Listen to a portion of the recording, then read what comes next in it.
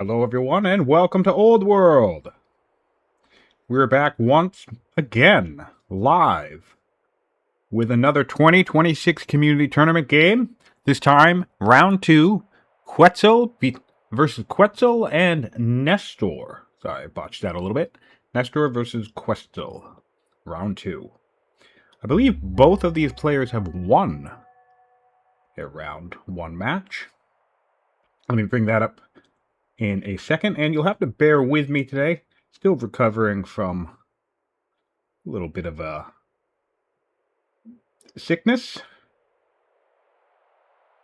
So, gonna do my best to keep the energy up and see how things are going. Okay, so just let our friends on Discord know that we are live. Oh, hello, Gambler. Welcome to the chat. Thanks for being here. Copy link.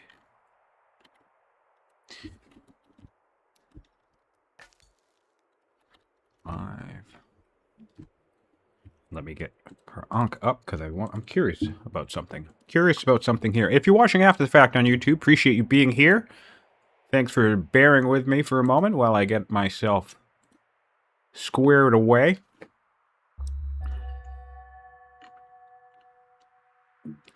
Yes, so it looks like we are dealing with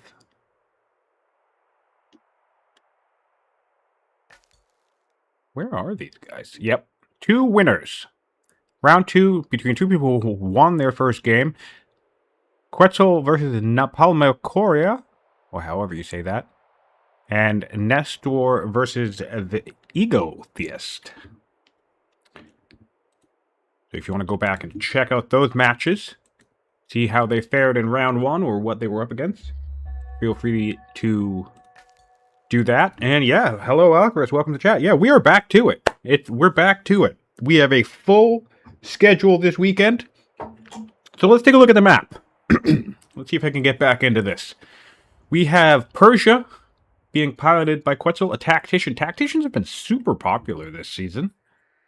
And let's see, we have some goats in the capital, some barley, horses nearby, camps nearby. So that's pretty solid for a hunter's location up there. We went statesman capital. Iron down south as well. Really nice.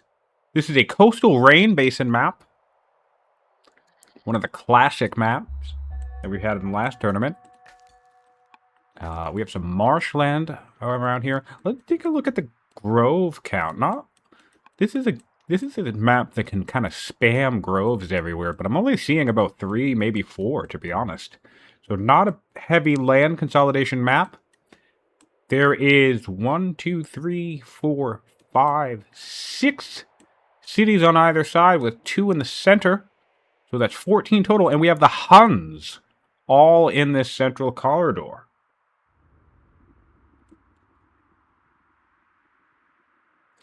The players are aware that the Huns are in the game and have agreed to play with them in the game.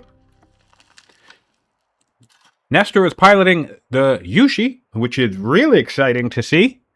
Always nice to see other players try their hand at some of the newer factions. The Yushi and Tamil in particular are a little tricky to get a hang of. And in particular, honestly, I actually think the Yushi are harder to get a handle of more than the Tamil, to be totally honest. At least in my personal experience. And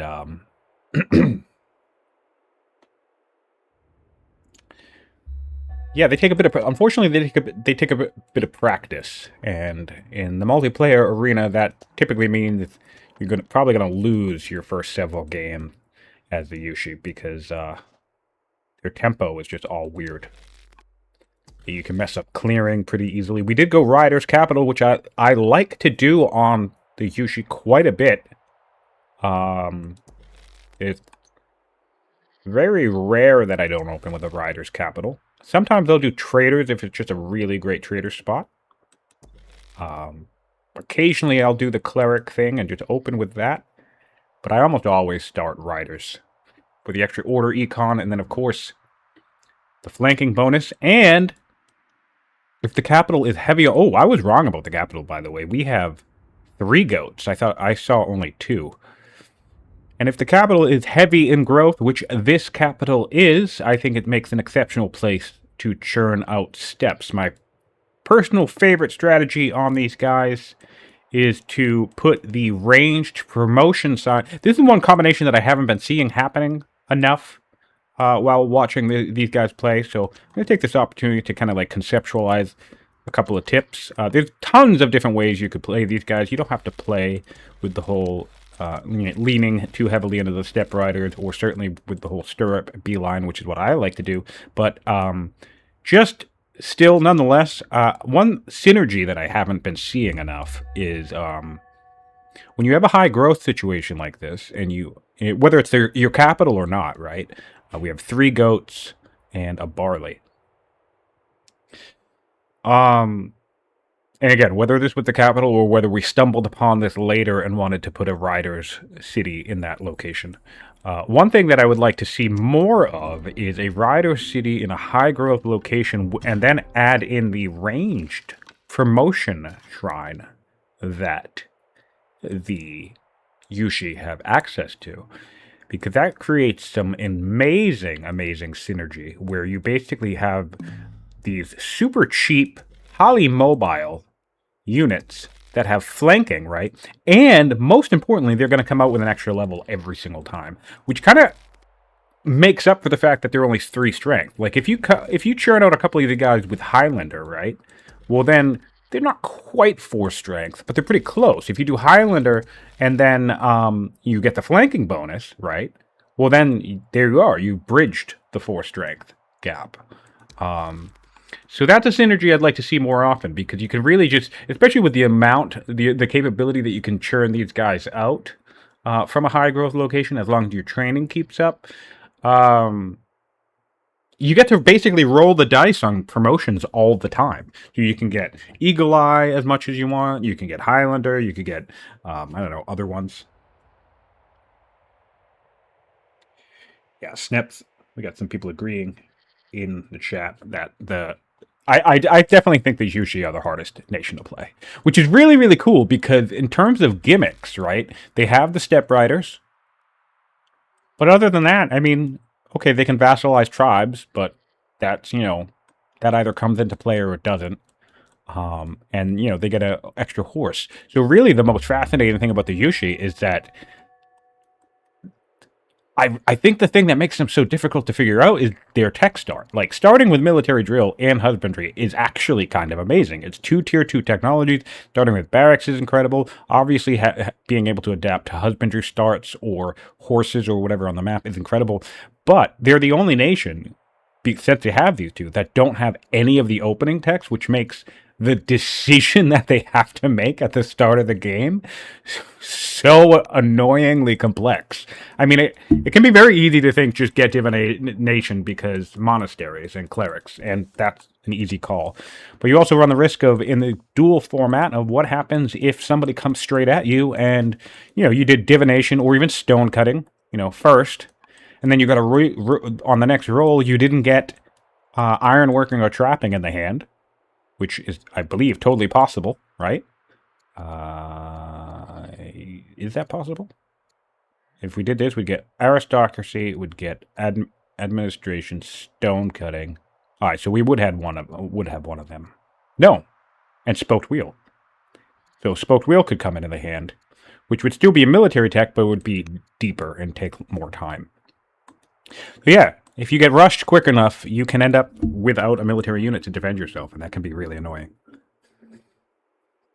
Just a reminder, I am recovering from a little bit of a cold, so I apologize preemptively for any grunting, coughing, hacking, or sneezing, or the occasional nose blowing. I will do the best of my ability to mute the mic when I do that, but I'll probably also forget all the time.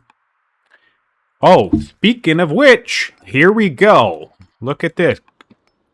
Nice to see from Nestor. The range level 1 shrine coming out immediately. immediately in the capital. So Nestor already has this situation pegged.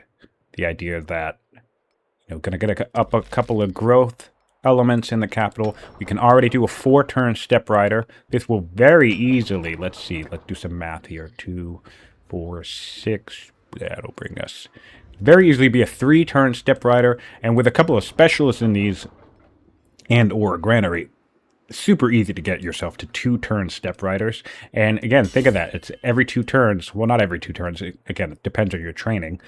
But, as soon as you want to add an additional step rider into the roster, it's going to come out with that promotion, which, for my personal taste, I have no idea if Nestor is going to do this, but if you do decide to drum up all the way to stirrups, not only will you have a bunch of step riders ready to go to be upgraded by the time you get there, they'll also already be leveled up. So if you want your Eagle Eyes or your Highlanders or your crit promotions or whatever, you always have that initial level. And if you really want to be cheeky about it, right, and you're really gunning for something like Eagle Eye, right, what you could do is if you build a step rider and the 4 promotions it comes out on doesn't include Eagle Eye, then you just let it rest.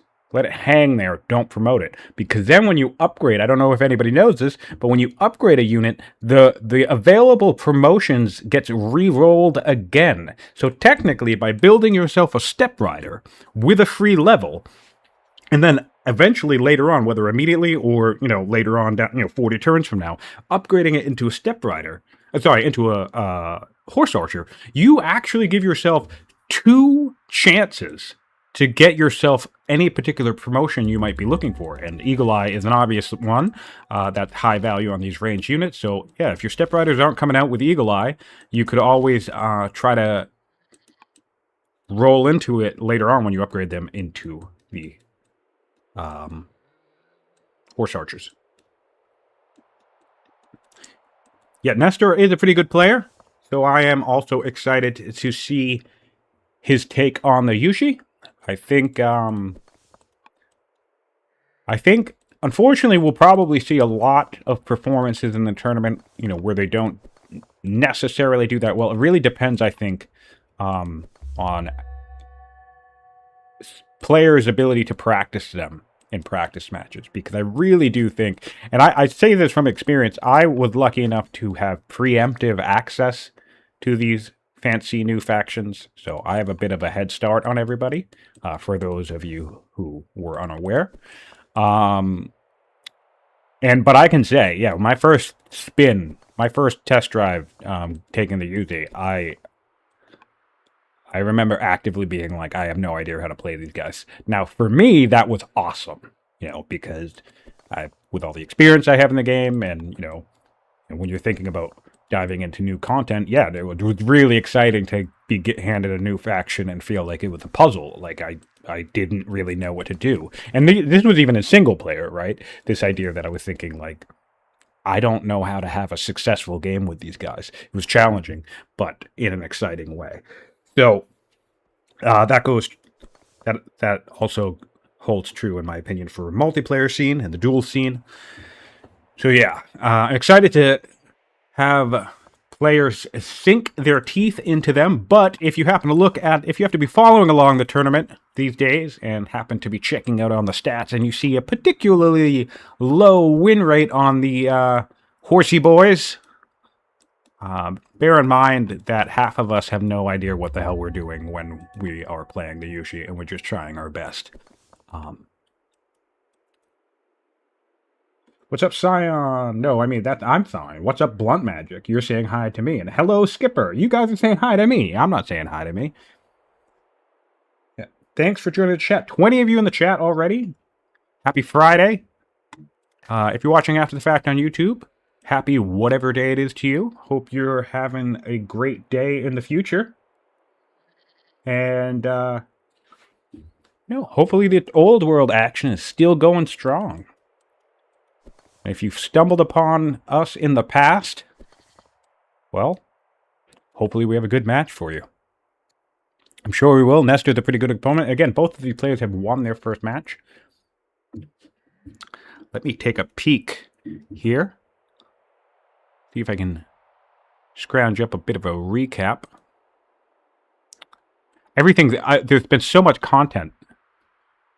I feel like last season I had like every game memorized, right? But this season everything's starting to blend together. I don't even remember games that I myself have casted.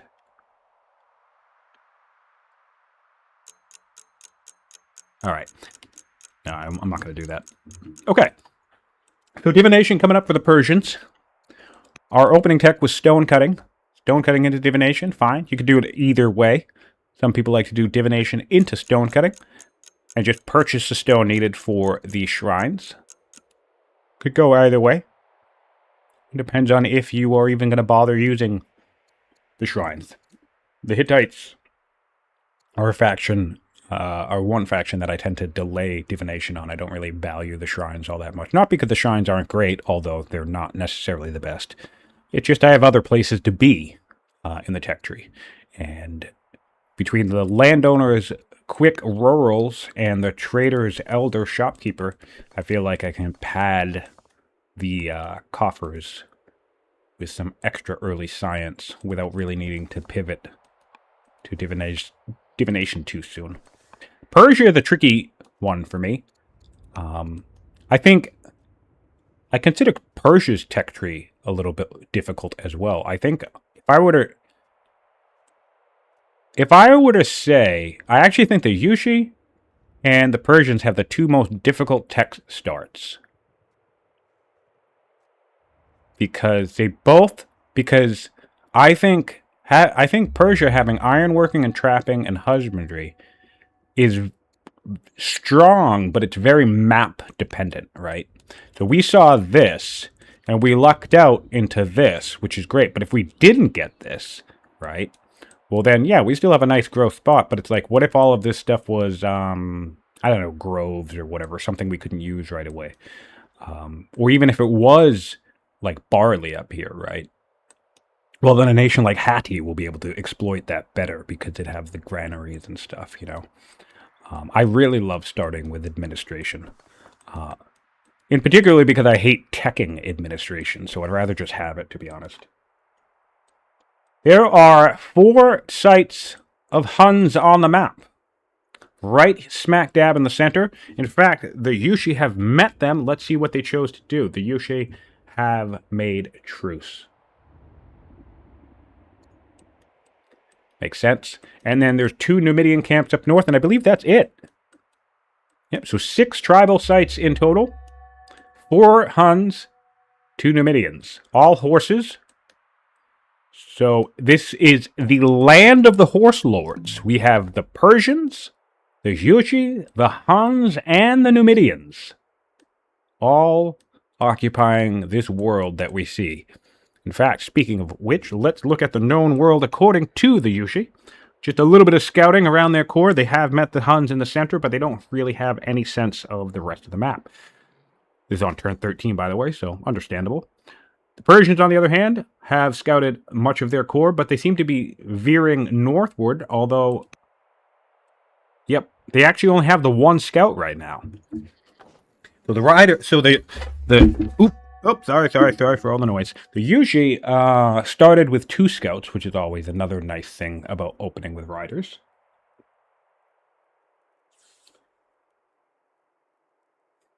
First person who goes to war will get swarmed. Yes, possibly. So I suspect they will avoid that. And that's actually one thing that makes the Huns actually interesting, which I think is cool about them. I honestly don't think the Huns are that bad. The issue that we deal with them and why we chose to change the default setting into having them off is because the Huns are horrible if you don't know anything about them, right?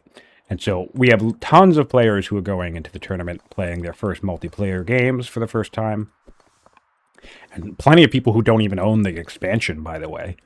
Some people are just playing through other people owning and hosting because Mohawk has a very generous DLC sharing policy.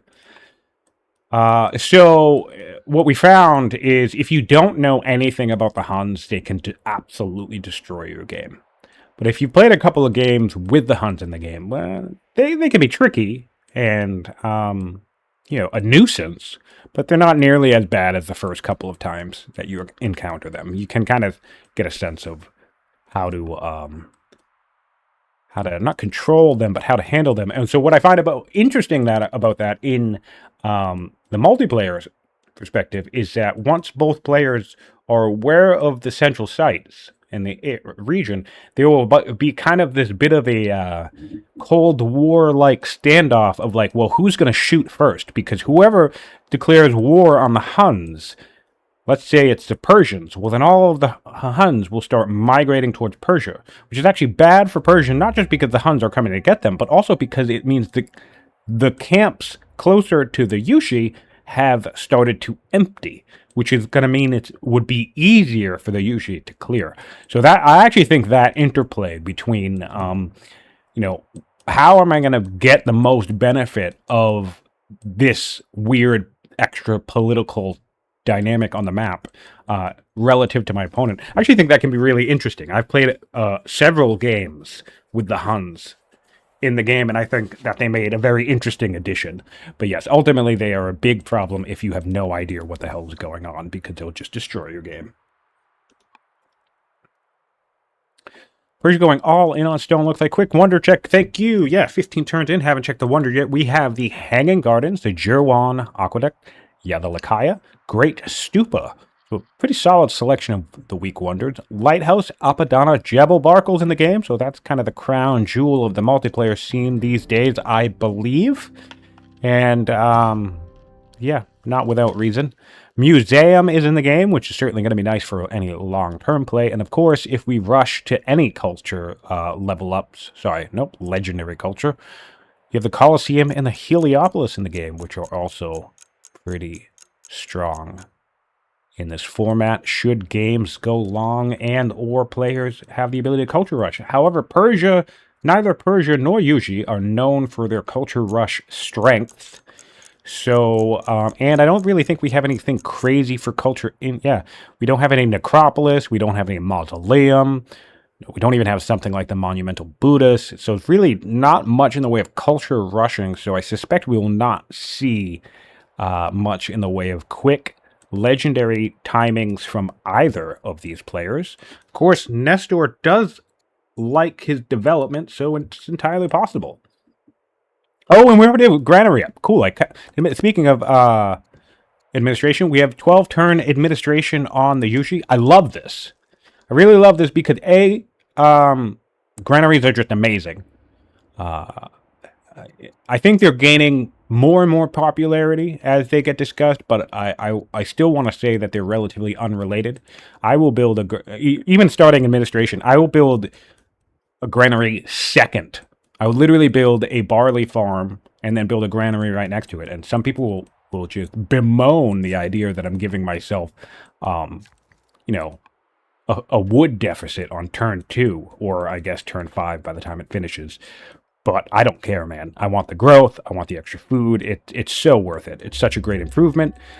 So it's really cool to see Nestor grab it. Nestor evaluate it as a high-value grab. And also, again, it synergizes with what we're going to be seeing from this capital here. If we take a peek in here, we already have... We have the granary coming down. We're coming down with another pasture. I'm sure he'll try to put some ranchers in here. Maybe contest Judaism alongside the Persians. And we already have our level up for step riders, right? So this is going to shoot down to 2 growth very quickly. So my next question, okay, and we brought in this with my next question. My next question is the third family, clerics. Okay, so this tells me we're really hoping that we're going to be able to get Judaism. But even if not, what's another thing I like about this too, by the way, is after this next settler, we can start a Brahmin. Why would we do that? Well, the settler is going to be done in 3 turns. The worker in Saketa is going to be done in 7 turns. So the Brahmin will be done in 8 turns, right? The worker, build the shrine, and you can just... People don't migrate stuff enough. Because right now, right, if we spend...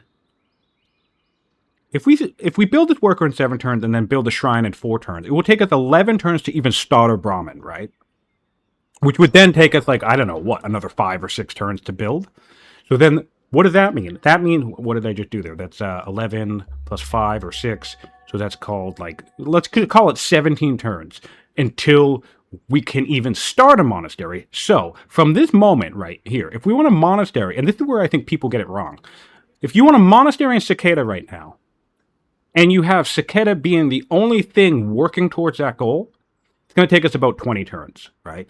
However, one thing I would love to see Nestor do is finish this settler and start building a Brahmin. And why do we do that? Because then, when the workers finish and it's going to build that monastery, that shrine, which I just said will take 11 turns, we will actually be starting the monastery in 11 turns, which will bring us to about a 15-turn monastery rather than a 20 whatever turn monastery. So you can shave off time by that, by migrating. People fixate on the lost order or the lost turn because it'd be a 5-turn monastery instead of a 4-turn monastery. But if you save yourself 5 or 6 turns worth of build queue, then it actually does speed it up.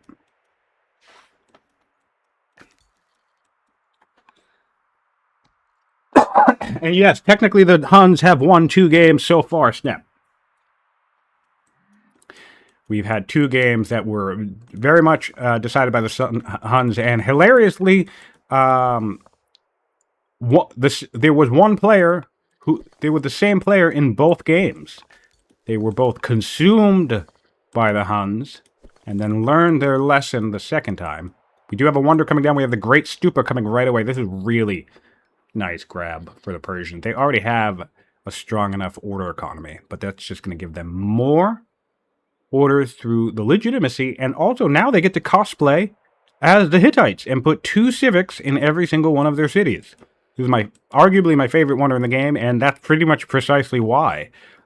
Because it really does let you just pretend that you're civics. You're the Hittites. Excuse me. I think that's 2 civics in every city. City is one of the best bonuses in the game, and this wonder basically gives you that, and then some, to legitimacy in addition.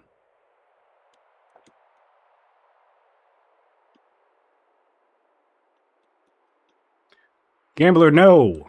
The restriction is you can only build monasteries in Cleric City. That doesn't matter where the Brahmin is from.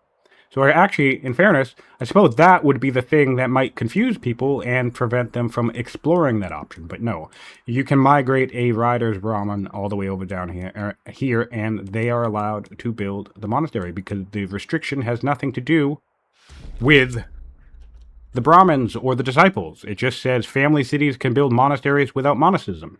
So it's not related to the family's units. Any disciple, Brahmin, or whatever else that ends up being in the borders of a cleric city will be able to build monasteries. So yes, you can build yourself a cheap or preemptive disciple in one location, anticipating to migrate it to a different location and build a monastery there. So let's say, for example, you had a trader's location with a lot of fish, and you could build a 2-turn Zoroastrian disciple, and you're trying to put some monasteries around. No reason not to crank out a couple from that location and send them to the cleric cities to build monasteries, rather than trying to spend, 5, 6, or however many turns cranking out cleric-oriented disciples. Of course, it is always nice to have a cleric disciple and have that one be the one that roams around building all your monastery. That's another thing I like to do. But I'm just saying there's lots and lots of different ways to handle it. Known world according to Persia, they have discovered the Huns in the center as well as the Numidians. And yep, they usually have a similar amount of map discovered at this point on turn 18. Aristocracy coming up for the Persians. In fact, I want to take a peek at order economy. The Yushi are probably one of the few factions that can consistently keep up with Persia. Because, that extra half order, and I like to put the ranchers in them, so it essentially becomes an extra order for every city with a little bit of investment. And it really comes in handy. And one thing I like to do, too, when I'm playing as the Yushi player, against a Persian player, I try to consider my advantage, right? So in this, let me take a peek here. Yep, that's what I thought. So for example, in this location, you have 3 goats, and we got ourselves a free horse. So the Persia can improve these 3 goats, and that's going to be an order and a half. I can improve this, and that's a half order. So in terms of this city, Persia's one up on order of me. However, if I put the rancher in here, and we just, for the sake of the argument, assume that the Persian doesn't put any ranchers in this location, well then now I've equalized that a little bit more, 1 order to 1.5 orders. So I tend to do that a little bit when I'm playing on the Yushi, particularly against Persia. I try to get a look around and see how many pastures do we have total in our empire. Do a little bit of Persian math of how many orders that could roughly amount to, and then I compare that with how many free horse resources did I get? Because even without ranchers, right, it's still 1 order for every 2 cities, right? So in some situations, depending on the map and the resource layout, usually it can end up in the situation where they're the one who has more orders from pastures on the map than the Persians, if there are not enough pastures. Of course, statesmen will rectify that a little bit, but it's just something I think about when playing Persia in general, trying to imagine exactly how far ahead they are in order economy than me, because they're always going to be ahead, and it's annoying. We're building a rancher now. This is going to be a second rancher, so Judaism should go to the Persians. That's a bit of a blow for the Yushi, I think. You definitely would like to get 2 religions, but does not seem like that will happen in this situation. One thing I like about the Yushi is I don't normally bother with Zoroastrianism, because since it's so easy to get Judaism and you also have the Hinduism, I think it's overkill to try, even with clerics in the game, I think it's overkill to try and spend your resources to also grab Judaism. I think one of the perks is actually the fact that you don't have to. It saves your build queues, it saves you time, and things like that. So we might see a pivot here, though, from the Yushi once they see that. Oh! Oh no! All of that order, all that time. I would never do this. Maybe take 1 poke, send the militia, but I would never do this. We just wasted, what was that? 1, 2, 3, 4, 5, 6 at least, possibly 7, I think, from the militia over here. That's approximately 6 or 7 orders to not kill a scout. No, thank you. No, thank you. I mean, if you can kill it, fine, spend the 6 or 7 orders. But this is exactly what happens next. He just goes, boop, and you just wasted a turn. And he spent 2 orders. Not worth it. Not worth it. I think this is something, again, Nestor is a very good player, but I think this is something that we see from a lot of lesser experienced players, is that they go out of their way to grab a quick kill or something, whether it's in a real combat or whether there's a scout nearby. And I've been trying to get better about mentioning that to my opponents when I practice with some of the less skilled opponents, that you're really just throwing away orders into nothing by trying to do that. Again, if you can kill the scout, fantastic. Then I think there's some logistic reason for that. But even in this situation where we realize we would be 3 HP down, it still would make sense to do 1 poke on the guy and then spend your orders wherever else, on whatever else. And the reason for that is because that 1 poke is enough to ensure that if we find this guy out in the open again, we'll be able to kill him next time. So you save yourself, in that situation, you save yourself at least 4 orders, right? But trying to go all in on a kill that you can't take is not necessarily a good idea. All right, let me mute my mic for a moment. See if I can do this correctly.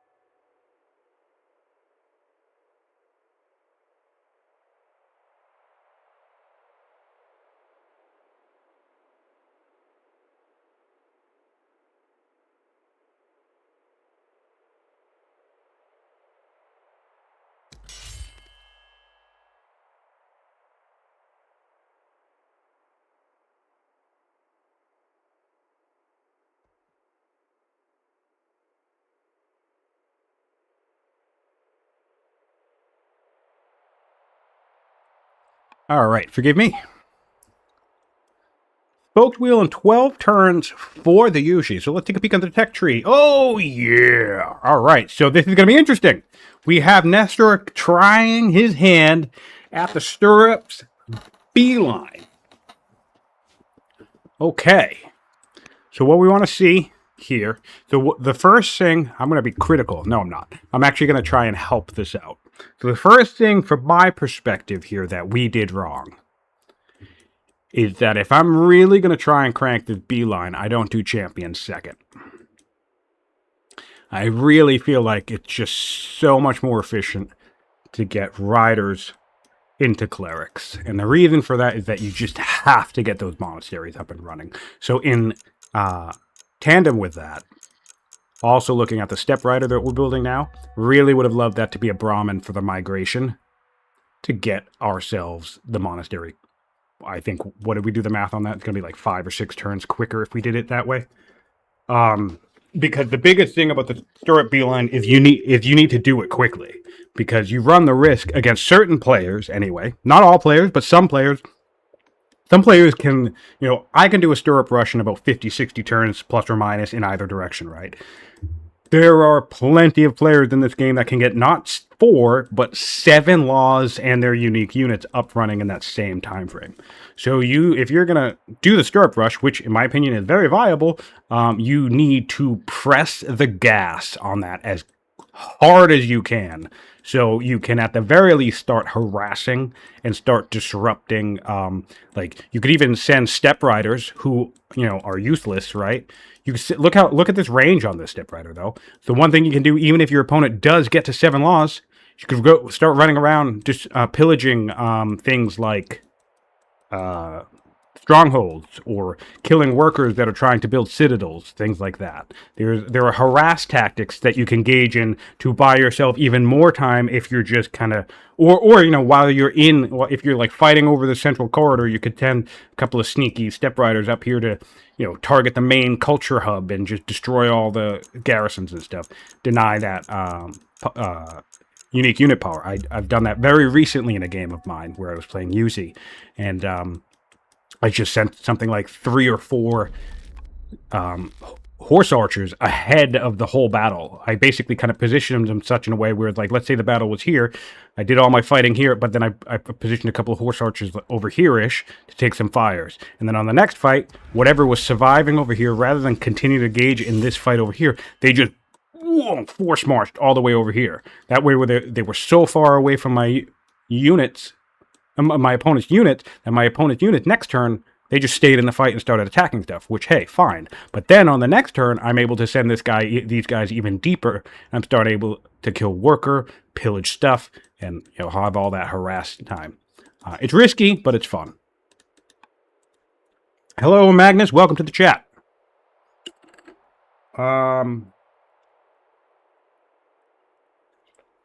30 of you in chat now. Thank you guys so much for being here. Thank you guys for hanging out. Lots of stuff to watch today and this weekend. I'm glad everybody's having a fun time. It's so cool that we all get to just hang out and kind of play or enjoy our favorite game together. This is the type of stuff that I've seen all over the gaming community, right? Like, this is just what people do, whether it's League of Legends or, although that's kind of a toxic community, but, whatever, and it's been fun being a part of this community and watching it grow because, and kind of having a first-person glimpse of,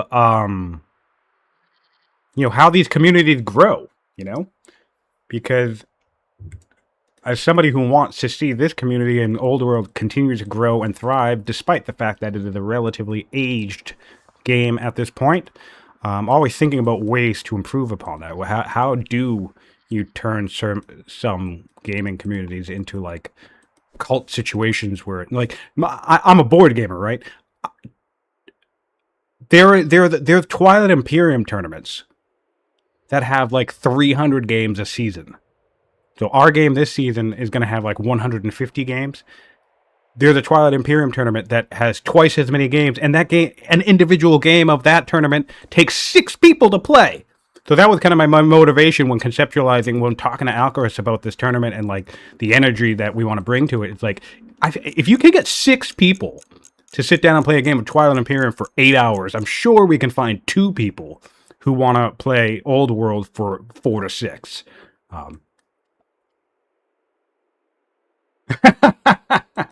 Yeah, probably not the best example, Magnus. Yeah, fair. Thion, in your experience, what is the best early counter for horse archers? Yeah, I get the impression that Chariot's probably better than Spears. Chariots are probably better. Honestly, this is going to be so controversial, but I really think Spears are the worst counter. Not the worst. You want some of them, but if you build nothing but Spears, in my opinion, against somebody who's going to come at you with a massive spike of horse archers, I think you're going to lose. Chariots would certainly be helpful. Routing is very powerful. There's no route prevention on the horse archer spam. And if we look at the tech tree and the timing that I just talked about how we want to get the way up, all the way up here, even the bonus cards that help protect us, the mace is going to protect us from the spears. Onager will protect us from either spears or set up siege potential. None of this can protect against routing. So I think Chariot grab is probably good, but my personal instinct, assuming you're going to be on the defensive, is archers and or Kush or Babylon. And excuse me, we're talking hunters. So hunters range units, because basically what happens is you're then matching ranged for range. And archers in particular, or the unique units of Kush and Babylon, have 3 range, while the horse archers only have 2. So the horse archers are more mobile, but they still have to get closer to the archer formations, which means they are more at risk to getting killed on return fire. And a sentinel archer is still a 6 strength unit. That's another thing that I think about is fun to conceptualize, about the horse archers themselves, is being 6 strength units. They are essentially mobile sentinel archers that can go outside of your borders. Another thing that makes them very, very strong, because, of course, we all know sentinel archers are terrifying. So now imagine one of those things that can move at you from twice the distance away. So conversely, I actually think it's archers that are probably the best counter to the horse archer. And, of course, obviously, yes, camel archers... Yes, camel archers goes without saying, but if we're not going to do that, camel archers will obviously obliterate horse archers, but then you run another risk there, because none of the riders' nations are necessarily known for a massive science output, right?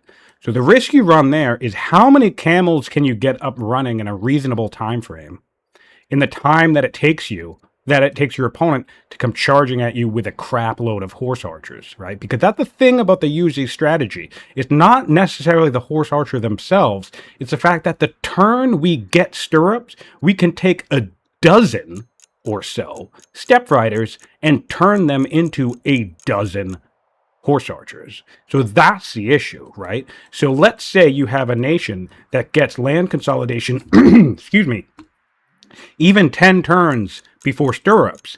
How many camels are you going to have in those 10 turns? 2, 3, 5?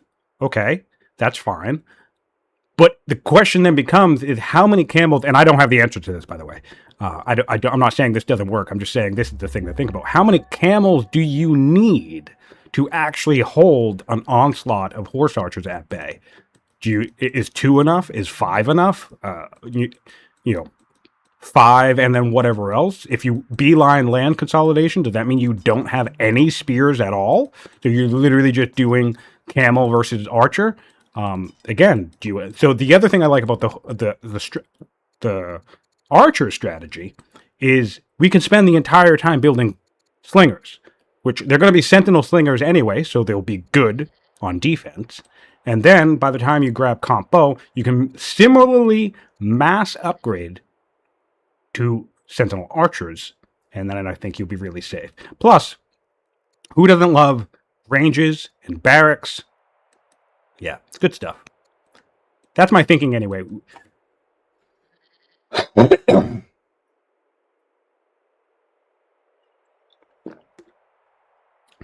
Yeah, you nailed it. You nailed it, Gambler. It can be tough to get a couple of camels up and running. But yeah, if the game goes long, if the stirrup rush doesn't kill you within like 10 or 15 turns of it firing, then yes. If you've grabbed land consolidation and you have camel access, then you're going to be in a really safe spot.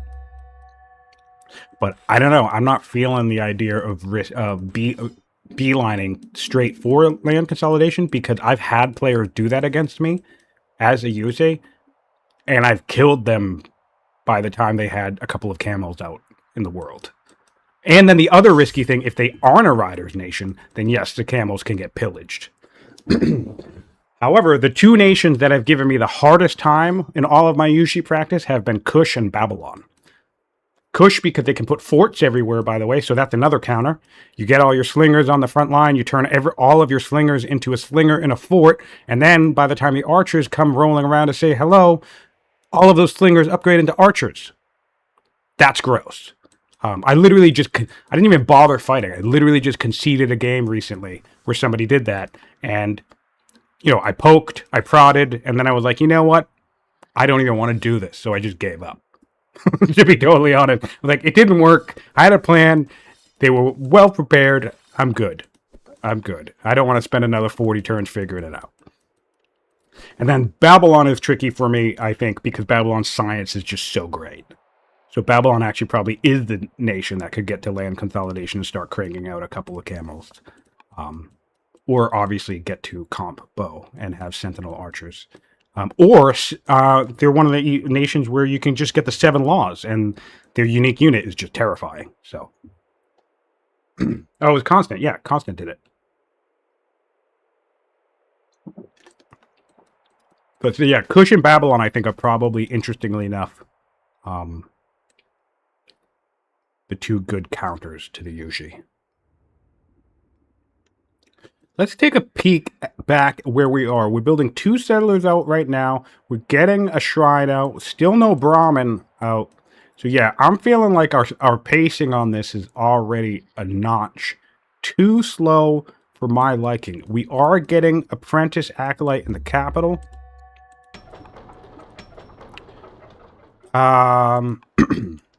Okay.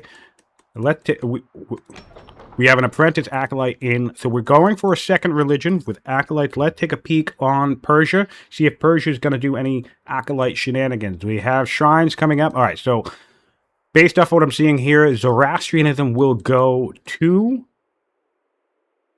the Yushi. I don't think there's any such thing as too many forts with Kush. That's why I think forts should be nerfed, because I don't think players should be allowed to fort every single tile. And yes, Frederick's pointing out, for all the hubbub about the horse archer stirrup rush, no one should feel like that's the core strategy of the Yushi, because I want to talk about something, by the way. My favorite thing about them, because I've already done this as well, is that, look, we start with military drill, right? You can do the same exact cleric idea of getting a crap load of science early, right? And then instead of going to stirrups all the way up here, you go to battle line. Get yourself maceman as your 6th strength unit. Get yourself longbow cards as an 8th strength unit. And then from turn 1, your opponent has been prepping a horse archer rush. So maybe they're building spears and doing whatever else. The next thing you do, maybe they're building archers. And the next thing you know, you show up with a bunch of macemen and a longbow, and they crap themselves. So there's lots of different things you can do with the Yushi, and that's what I like about them. You can do whatever you want. I personally don't really prioritize laws on them that much these days. Mostly the reason why I do that is because I'm kind of tired of doing that with everybody. The whole 4 to 7 law timing push. It's like, everybody can do that. The only reason why I do the stirrup thing with the Yushi is because it works, and also it's just because it's different and it's interesting, to be totally honest. Labor force coming on, so let's do a law check. The Persians already have 1 law, and it's aristocracy. Okay? We're getting another law in 4 turns. It'll be labor force. I suspect we'll go slavery, but we shall see. We can get a new schemer ambassador, 2 culture in every city.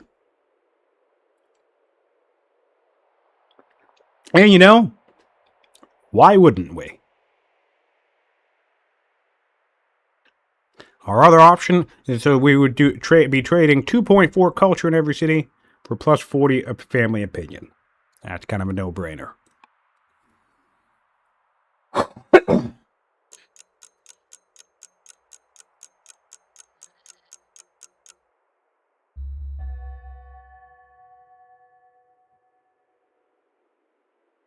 Yeah.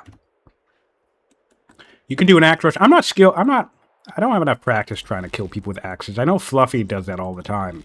But my 5 strength timing is not all that great.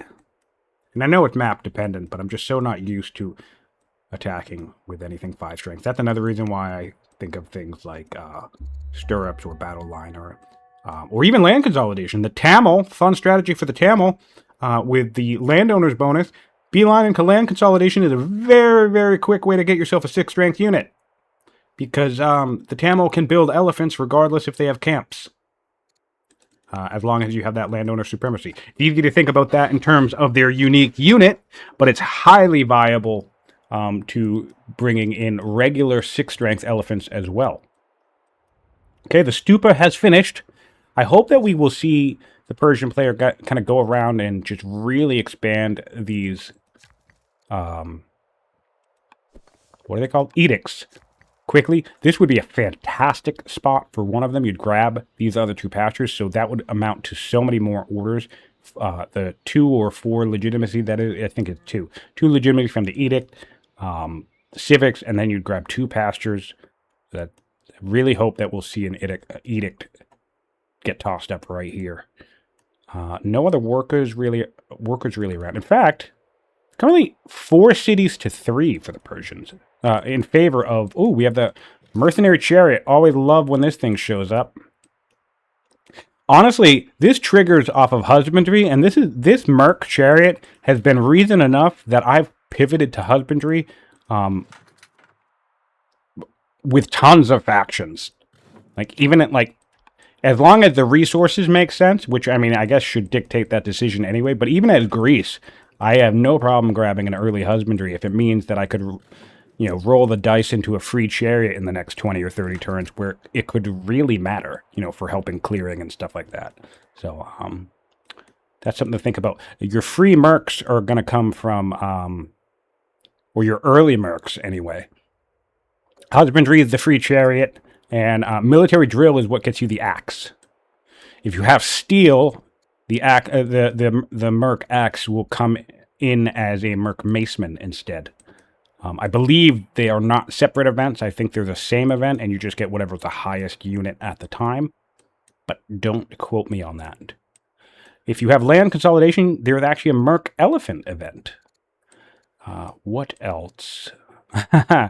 Hydraulics still actually has the Merc crossbow unit. And yes, it's still available in competitive mode. But it seems pretty rare, because I think in the last 50 games that I've played, I've only seen it pop up once. Then again, I don't go for hydraulics all that often, because, again, that's another strategy that's just pretty common. So I try to do different stuff. Yes, hydraulics does give the best Merc. It's the crossbow. Which, thank God, is at least only a 6 strength unit now. But still, pretty strong.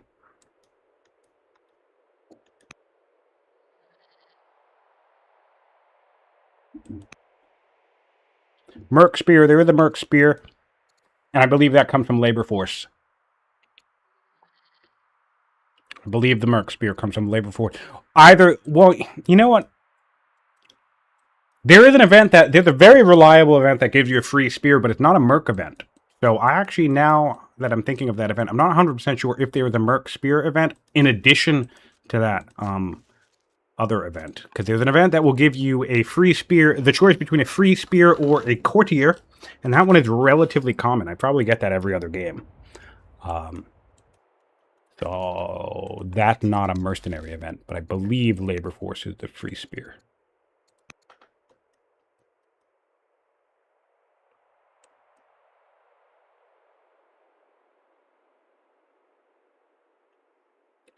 Yeah, I actually like the Horseman on coinage now.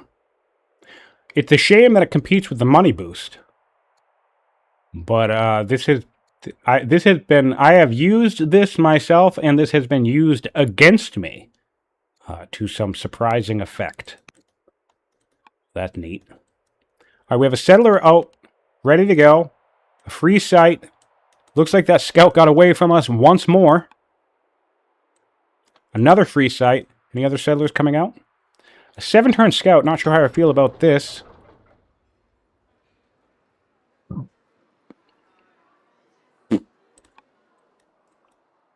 Like seeing Orlagno going down. This is the training shrine. Honestly, you know what's funny? I never play champion. I almost never play champions with the Yushi. This is the one nation that's a champ nation where I think you can just go ahead and cut out the champs. Obviously, with double iron, that's a hard proposition, so I understand it here. But even in games where I've seen the iron, if I'm doing, in particular, the stirrup rush specifically, I just end up realizing by the end of the game, the champions have done pretty much nothing for me, apart from maybe jump-starting my training output to make all the upgrades and the step spam possible, which of course is not nothing, but I think I'd rather have, even from an inland location with just like the fair itself, I think I'd rather have traders. So that's another neat quirky thing about this faction that I like is that it's a champion nation, and yet it's the only champion nation that I can think of where I would categorically cut champions 90% of the time.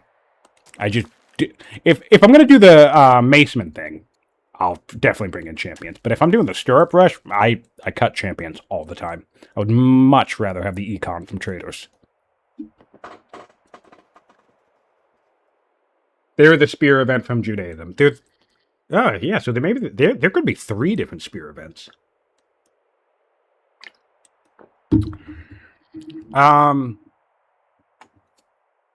Yeah.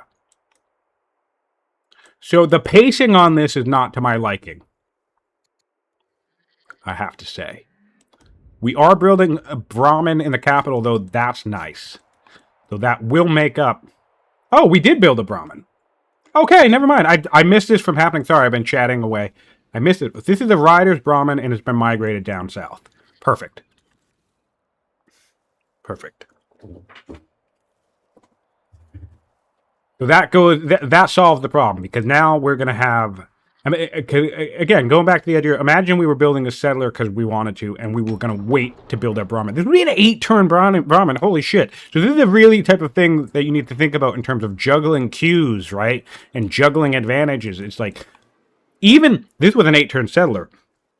So even if this were a Brahmin, we wouldn't be starting this monastery until 5 turns from now. But now, the monastery is actually going to be finished in 5 turns. So, yeah. Lots of little micro-tactics that I think are easy to miss or hard to think of sometimes.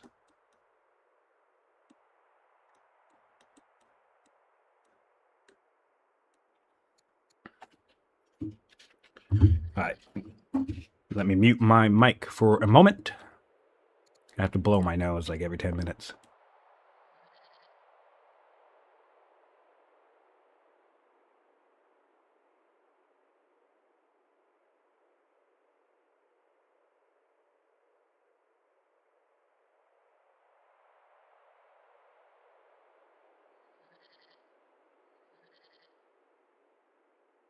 Alrighty.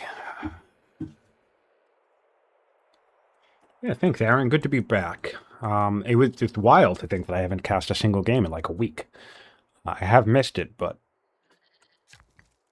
my voice is still not 100%. Hey, Bullmoose! Great to see more Yuji. In your games, do I prioritize centralization as part of my science rush? Do I also find that the payoff from it isn't fast enough to improve the timing?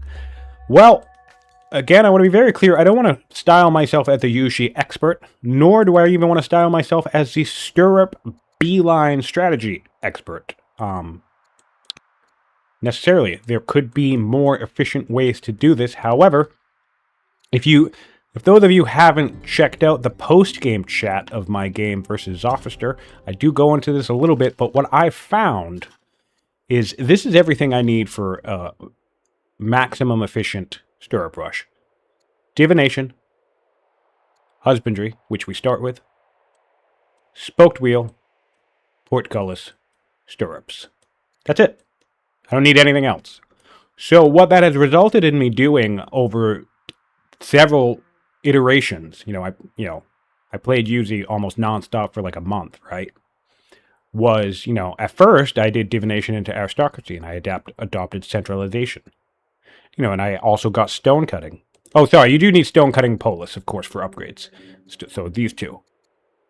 And, then I get stone cutting and I'm building quarries, right? And at some point I get polis because you just need it. But what I found was, I would hit the timing around, 55-ish, plus or minus 5 or 10 turns, depending on how quick you get and how lucky you get with characters like Spy Masters, Chancellors, all that stuff, right? But let's call it about 55 turns as a reliable benchmark for a stirrup rush. What I found was if I cut out aristocracy, I can still do it in 55 turns, plus or minus.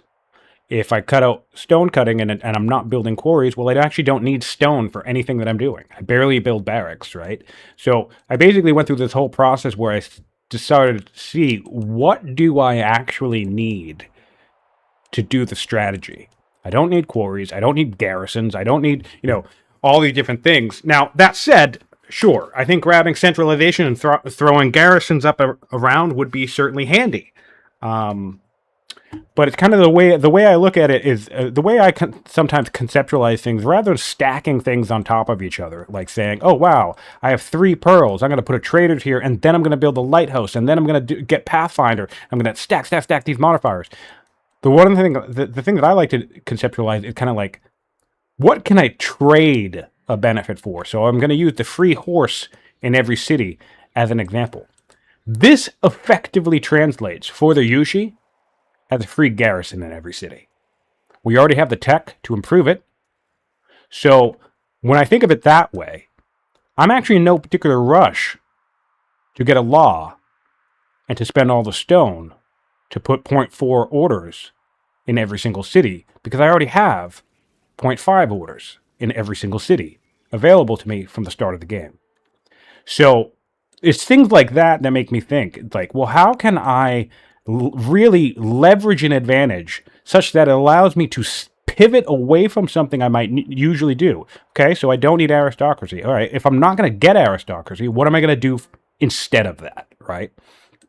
So typically my strategy is I beeline straight up to stirrups, and then the next thing I do is go aristocracy into monasticism, because A, you're going to get a really nice border boost when you do it that way, and then B, I'm already set up to get a really nice monotheism to pad my order econ for when I'm about to make my assault. That's typically how I do it. Shoot up to stirrup to get my mass upgrade. By the time I'm here, my science is pretty solid, such that aristocracy into monasticism is going to take no time at all. And then I can also start spreading monasteries around to my non-cleric cities if I have to think about a longer-term game. Persia is getting up to some tactician shenanigans. Bull Moose got me talking about strategy, but yep, we have the tactician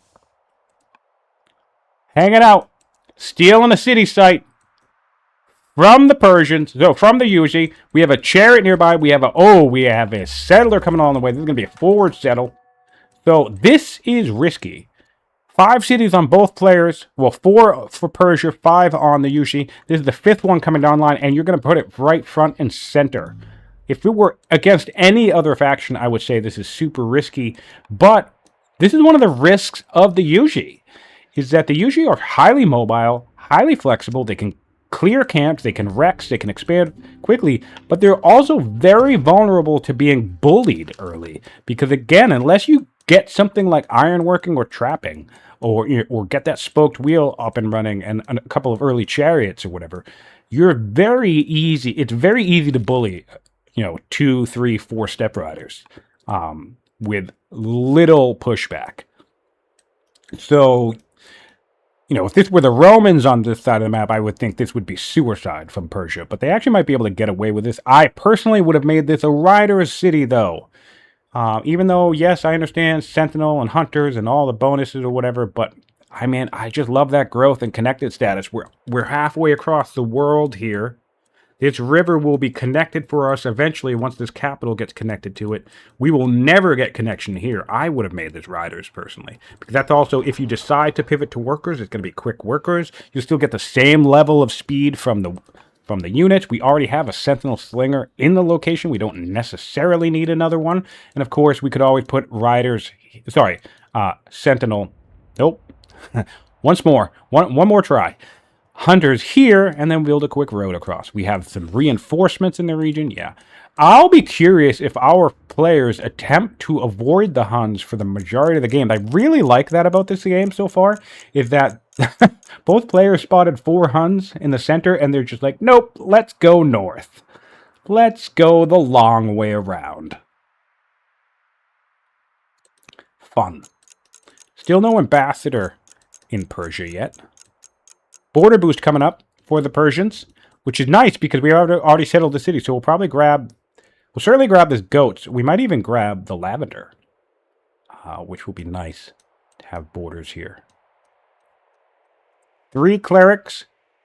And honestly, this is a pretty standard operating procedure for me with the Yushi.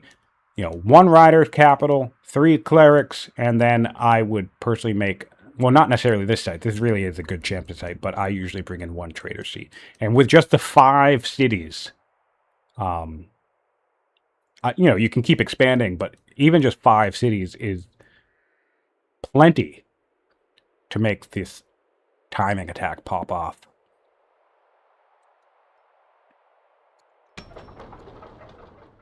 "24 growth in the capital, so 1 growth shy from a reliable 2-turn step rider, but of course overflow will solve that for us a little bit. We also got the experience event for the capital. So it's coming out with 1 level and an extra 50 XP.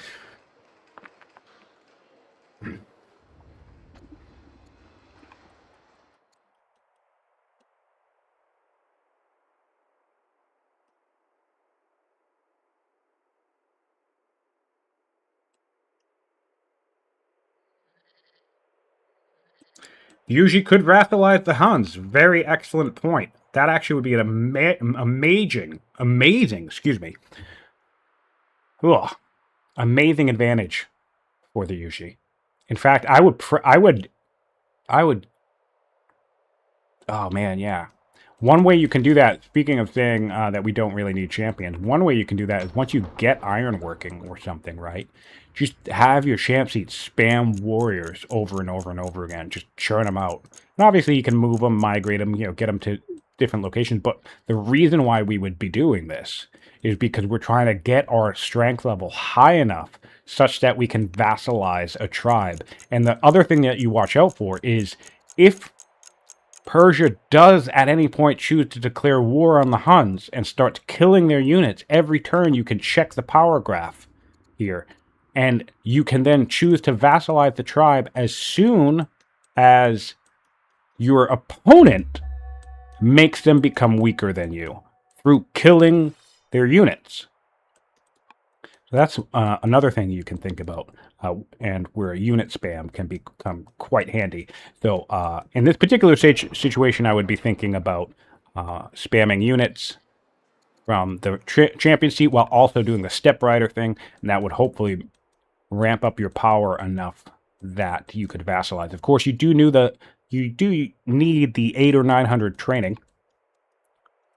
So spamming step riders is a lot harder. Oh, this is unfortunate. We put our Pillar Edict down. Quetzal. Which is fine, but really would have loved to see it in this spot.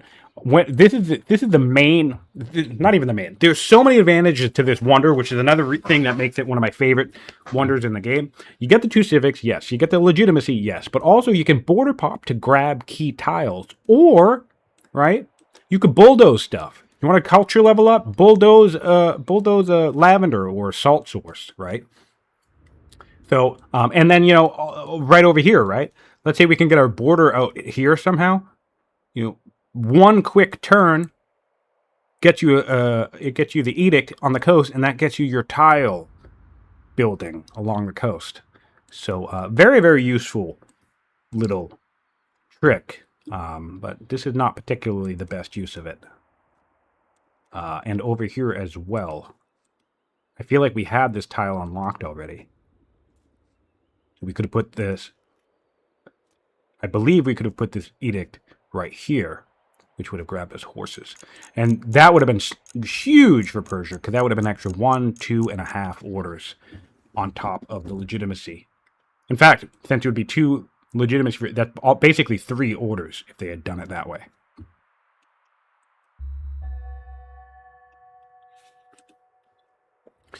Oh. Oh, he's relying on the border boost. Okay. I see what Boldus is saying, that he's doing this for his connected status. And he's going to use the border boost to grab these resources. That does make sense. That does make sense. That's something I'll do with shrines every now and then, too. Just put all your shrines in a line. If you're ever going to do something where you're putting all your shrines in your capital, and you have a situation like this, in fact, you could do it exactly with this capital, because sometimes it makes sense to put all your shrines in the capital. That's certainly a strategy. You could do shrine 1, 2, 3, 4, boom, you're connected, and you never needed labor force, you never need to build a road. I'll do that with artisans in particular, because the shrines will come out so quickly. So Carthage can do that, and Tamil can do that pretty easily, or anyone else who is artisans that happens to get divination early on.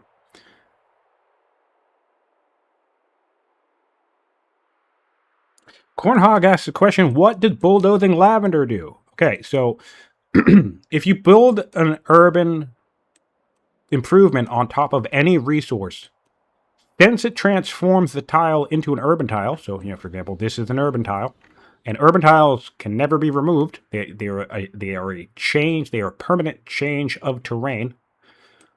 The resources is deleted. But as a compensation, due to Soren Johnson's no-waste game design philosophy, nice. Here's the border boost from Persia, by the way. We did actually grab the lavender.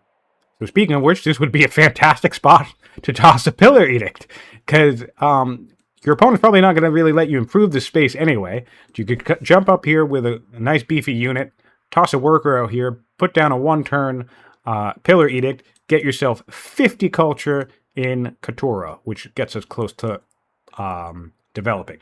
And yes, so to answer the question, bulldozing a lavender will give you 50 culture, because whenever you delete a resource with an urban, which I affectionately call bulldozing, it gives you 5 times the harvest value of that resource as a lump sum payout.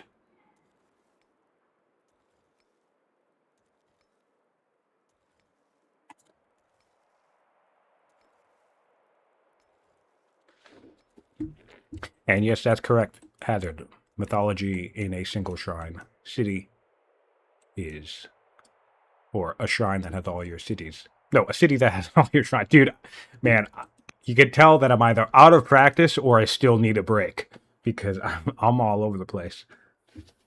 But yeah, that's the thing. Military drill now for the Persians. Settler coming out. We still have the free site left, ready to go.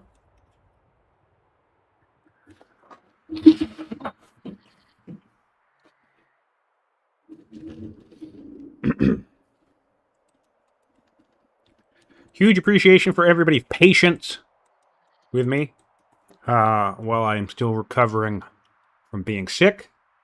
Spokeswheel in 5 turns, yeah. So, let's take a look at the tech tree here. So this is my concern. This does seem like a pared down version of, going for stirrups. Basically, the idea being, let's only grab what I need. But my problem with this is it's not fast enough. I don't think we're moving fast enough. We're turn 32. On turn 32, or should I say around turn 30, I want to be getting close to finishing Portcullis, or at the very least, on this turn 32, I want to be starting Portcullis. And yet on this turn, we are not yet done with Spoked Wheel. So for my liking and for my pacing, we are a notch behind on this. That said, let's take a look at stats between both players. Science is neck and neck. 658 in the tree to 636 for the Yushi. So slight lead by Persia. No player is necessarily hitting explosive early science, which is good. And again, these two nations, well, Persia definitely doesn't strike me as an explosive science nation. Yushi is if you do the cleric trick. Or can be anyway. So, this is good news for the Yushi. I feel like the Yushi will have an explosive, turn 40-ish and get themselves ahead of Persia. And orders are relatively even as well. 24 to 21. So that's also good news for the Yushi for now.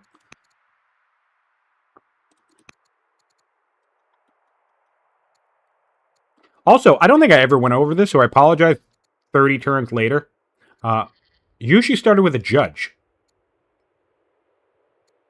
And they both started with robust. Their unique trait was robust. So the judge versus a tactician. In fact, our tactician is now dead, and we have a judge on the throne. Love judge as a second ruler. Big fan of having judge as a second. I mean, I actually like judge as an opener as well, but if I don't open with it, it's always nice to see one take the throne around turn 30.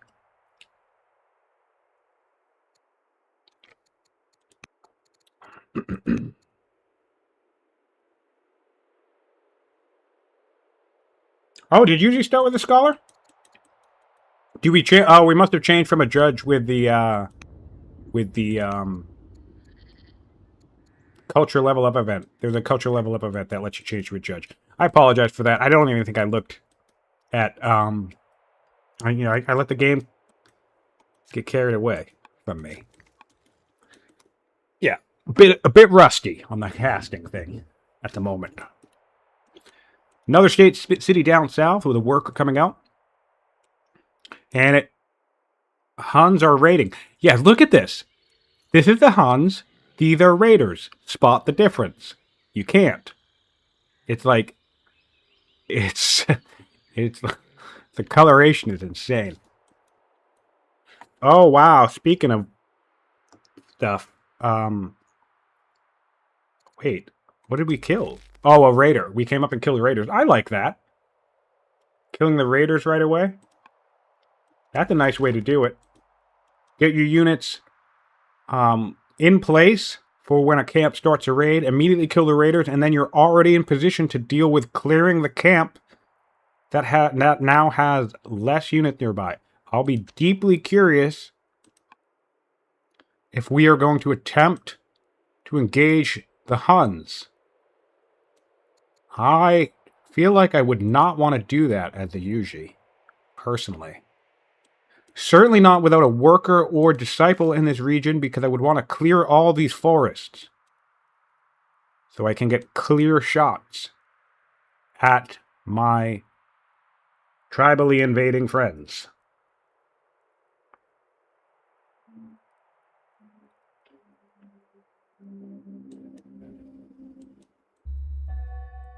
And yes, Hazard, I was talking about Yuji stirrup pacing. I think we're a little behind the curve. At least certainly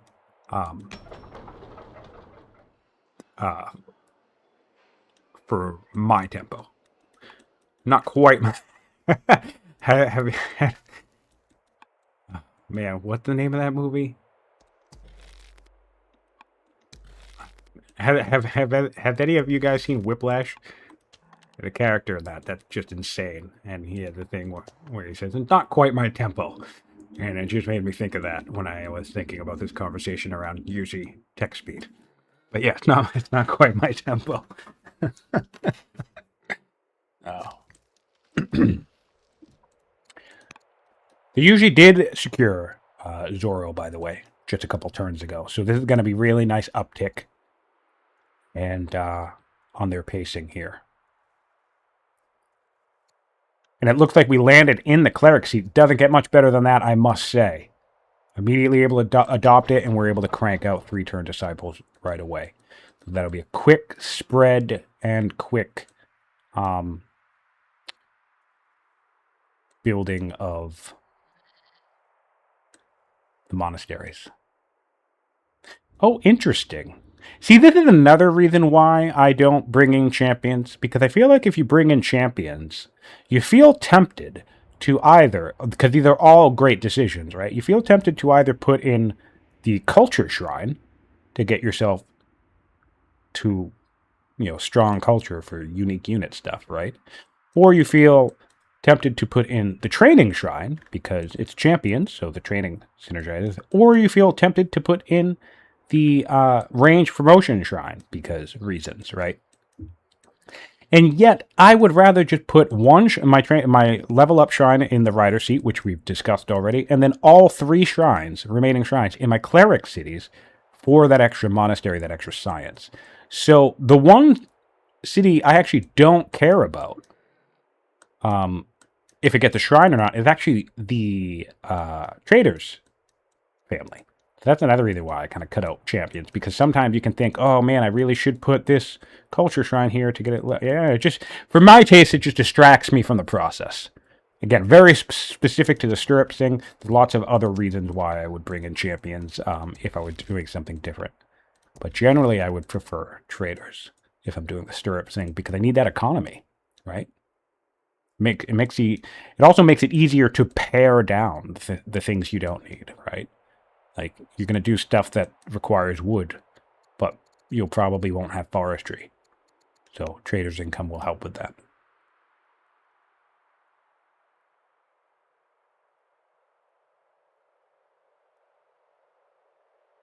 The players did discuss enabling the Huns, and they did agree to play with the Huns on the map. And yes, they both have visibility. Well, they don't have direct visibility of the Huns, but they are aware. This is, excuse me, this is the world according to Yuji, and this is the world according to Persia. So they have both met the Huns. The Yuji are now at war with the Huns, attempting to clear. Oh no, they're dealing with this raider. Great. Dealing with the raider, and a raid has come along and hit the Persians. And I agree, Gambler. I think Nestor is going to have to pivot. Well, I mean, maybe. It really depends on, because they're both neck and neck in science. They both have 30 science. So if the Yushi player doubles this in the next, 5 to 10 turns, because Zoroastrianism and all that stuff comes online, and in that same time frame, Quetzal, I don't really know Quetzal's science output. Let's see if I can take a quick peek on a previous game to get a sense of Quetzal's science pacing.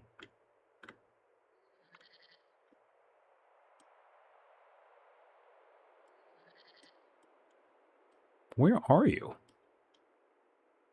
I need an easier way to find people.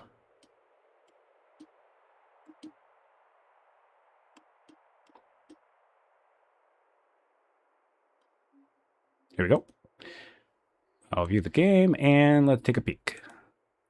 Nice per turn. So,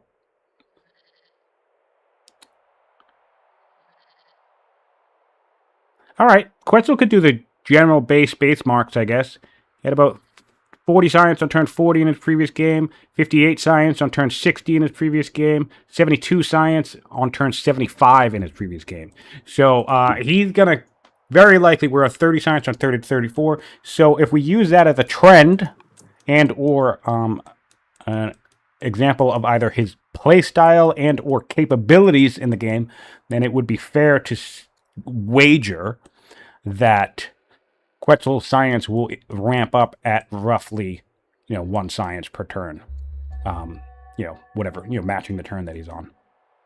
Again, plus or minus, like we're a little bit under that this turn, but that seemed to be the trend on his previous game. So we'll see if that holds here in this game. However, if we look on Nestor's side of the map, we are in a similar position, but we have disciples coming online, another monastery. We have a spread Zoroastrianism here already. So this guy's going to start building another monastery. So in the next, this is 6. In the next 6 turns, we're going to have an extra 8 science. In addition to this guy, which is unfortunate. So yeah, we're going to have an extra 10 science in 6 turns, right? So if we walk back on over to Persia and take a peek around the empire, we have nothing coming out at the moment and nothing in the tech tree at the moment that is going to increase our science in the next 6 turns, apart from any potential stat increases or children being born or anything like that. So in the next 6 turns, the momentum will start swinging towards Nestor in the science department. So then it's just going to come down to a question of what Quetzal chooses to do in terms of the direction of his tech tree with his pacing. You know, whether that will require Nestor to pivot or not. I think if Nestor continues to ramp up science, 10 turns in the next 10 science in the next 6 turns, and then another 10 science, and another 6 to 8 turns. And if Quetzal stays relatively stagnant, then I feel like he might not need to pivot. But yes, against some players who scale quite dramatically early on, I would consider abandoning ship on the plan at this stage. Certainly bring in something like ironworking. Yeah, probably. The reason why I like to get ironworking on usually is because it keeps steel in your deck, right? So you bring in ironworking, whether you grab the warriors or not, or build a couple of warriors, just to have hanging around, and then, with proper scouting, right, with scouts out in the distance, you can see stuff like this, right? And you can decide, you can then make the decision, is an attack coming in the next, 5, 10 turns? Because if the answer to that feels like a yes, well, then it's relatively easy to pivot to steel if it's just somewhere in your deck already, right? So that's the value, I think, more than anything for the Yushi to grabbing ironworking. It's less, and that's why I advise ironworking and not trapping. I say it all the time on Discord. It's like, oh, make sure you get ironworking. Slingers are fantastic. They are, and of course the camps and all that stuff. But the reason why I specify ironworking, I guess I've never clarified it yet, is because it puts steel in your deck, which basically means you have access to a 5-strength unit. The other way you could do it, I suppose, is do trapping and then build slingers and pivot to combo if you need it. But that's just a little bit more expensive. But both work.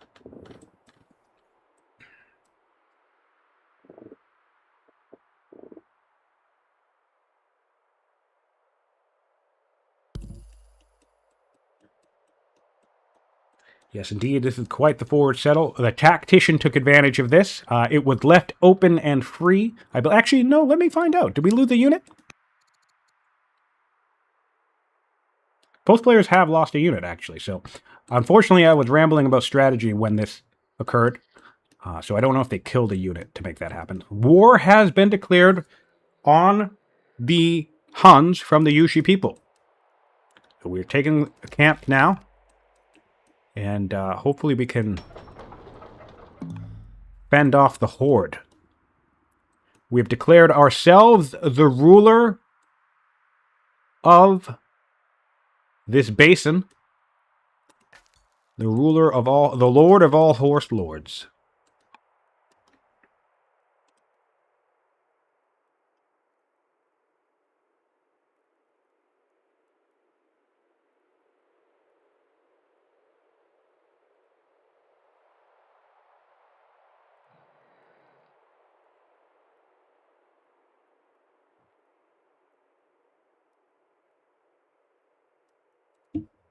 Chancellor stats. Well, let's take a peek.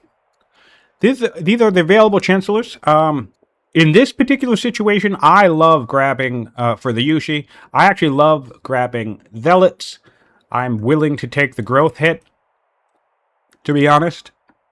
And I will try... Oh, this guy sucks, though. He's superstitious, so maybe not him. Although with an influence, that will dampen that a little bit. But yeah, I really want good training when I'm doing this. Good point. He's got to stop holding court if he wants to vassalize. And also, what is holding... Oh, we're getting aristocracy now. Okay, what within our hand? Ironworking, trapping, and drama. All right, so we will get a law, which is nice. And we will get a border boost, which is nice. Pretty solid border boost. It will be a 6-city border boost. In fact, it looks like we're going to get our 6th city before Persia, which is quite something. Oh, well, no, they'll get theirs next. They have a 6th city right here, and they have a settler coming out with a 7th city down, finally settling the free site. This is a very common tactic. Kind of get out and expand and settle as quickly as you can, and then you just backfill the free site.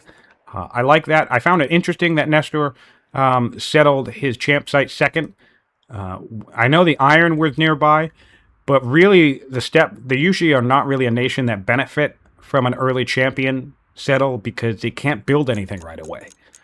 So unless you literally went ironworking or trapping as your first technology, I just don't think you gain anything from bringing champions into the game as a second settle. So if you are going to bring it in the game, I tend to delay it as the third family. And yeah, in this particular strategy, I tend to riders and then just keep settling clerics until I'm ready to bring in traders or champs.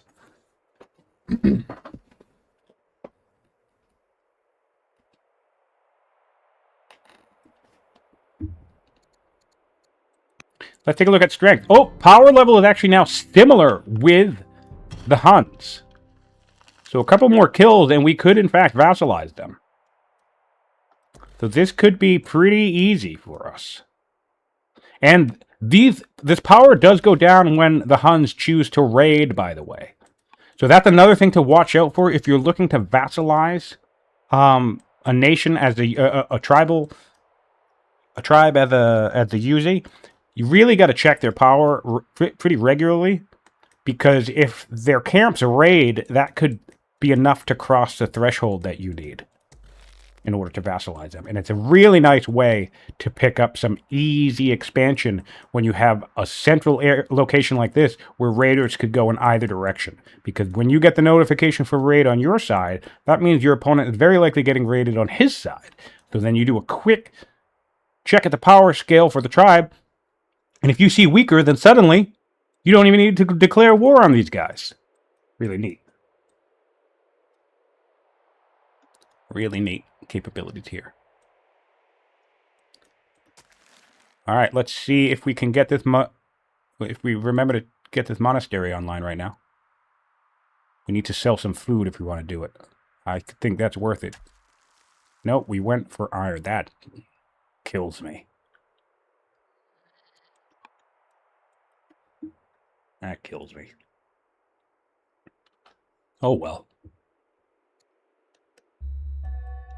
Oh, and the other reason why I like traders, by the way, to cap this all off, for the whole synergy, right? I just noticed this. We have two luxuries because, look, we have Silphium and Perfume. We all know that it's very common to get a couple of luxuries from events relatively early on in the game. In addition to the idea of, like, maybe I'm going to improve this Jade, right? Or maybe this salt comes online for me at some point. So think of it this way. Another reason why I like traders for this whole package, right? This whole Stirrups Rush package, instead of champions, is because every luxury I get is going to help shoot the city to culture as quickly as possible, to strong culture as quickly as possible. And if you time it right, if you're lucky enough and or time it right, or if you're on the coast and there's like dyes or pearls or whatever, right? You can hit strong roughly around the same time that you're hitting your stirrup timing, or sooner, right? Because we all know you can get strong culture even sooner than that. And then that means you're also going to have two Kushan cavalry with your little stirrup push. And that's particularly handy because when you're primarily relying on archers, you still need the route potential to really bring it home in terms of power scale.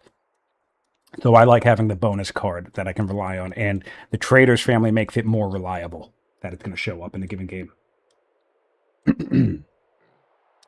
All right, forgive me. I need to step back and get myself a little bit of water.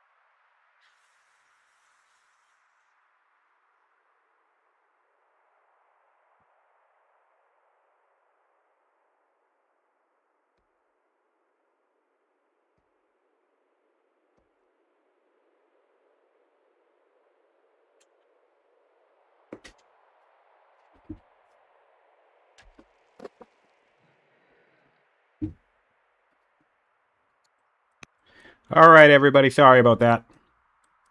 Oh, and this is another thing I think about. Another reason why I love traders. I know I keep harping on it, but we're the Yushi, right? Access to traders inland. Not only do you get that income, right? Not only do you get that culture template I'm talking about, but then if you find a site like this is just going to print you step riders. If you actually are doing the stirrup thing. This would just, like, like, this is going to be a mid-game settle around turn 40 or whatever. Just 3 or 4 improvements, bunch of fish. Maybe you put a fisherman in 1 or 2 of these things, and then you just print step riders. And by the time you have stirrups, yes, it's expensive training-wise, but you can basically get, like, 2-turn horse archers. It's insane.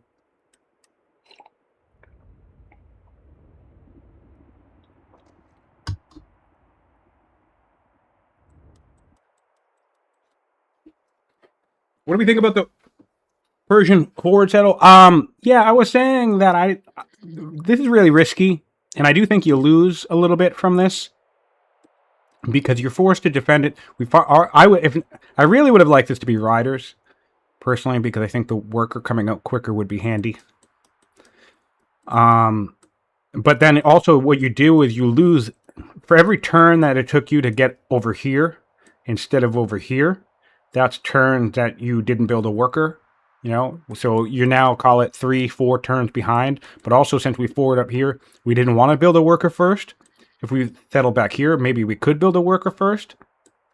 Also, we did this completely backwards. This should have been hunters. This should have been riders. So yeah, that said, I did talk a little bit about the fact that if you're going to bully anybody, it's certainly the Yushi, because there's really not much the Yushi can do early on against a bully. Another reason why Rome probably makes a good counter to them. But yeah, they usually want to avoid having a border for as long as possible, in my opinion.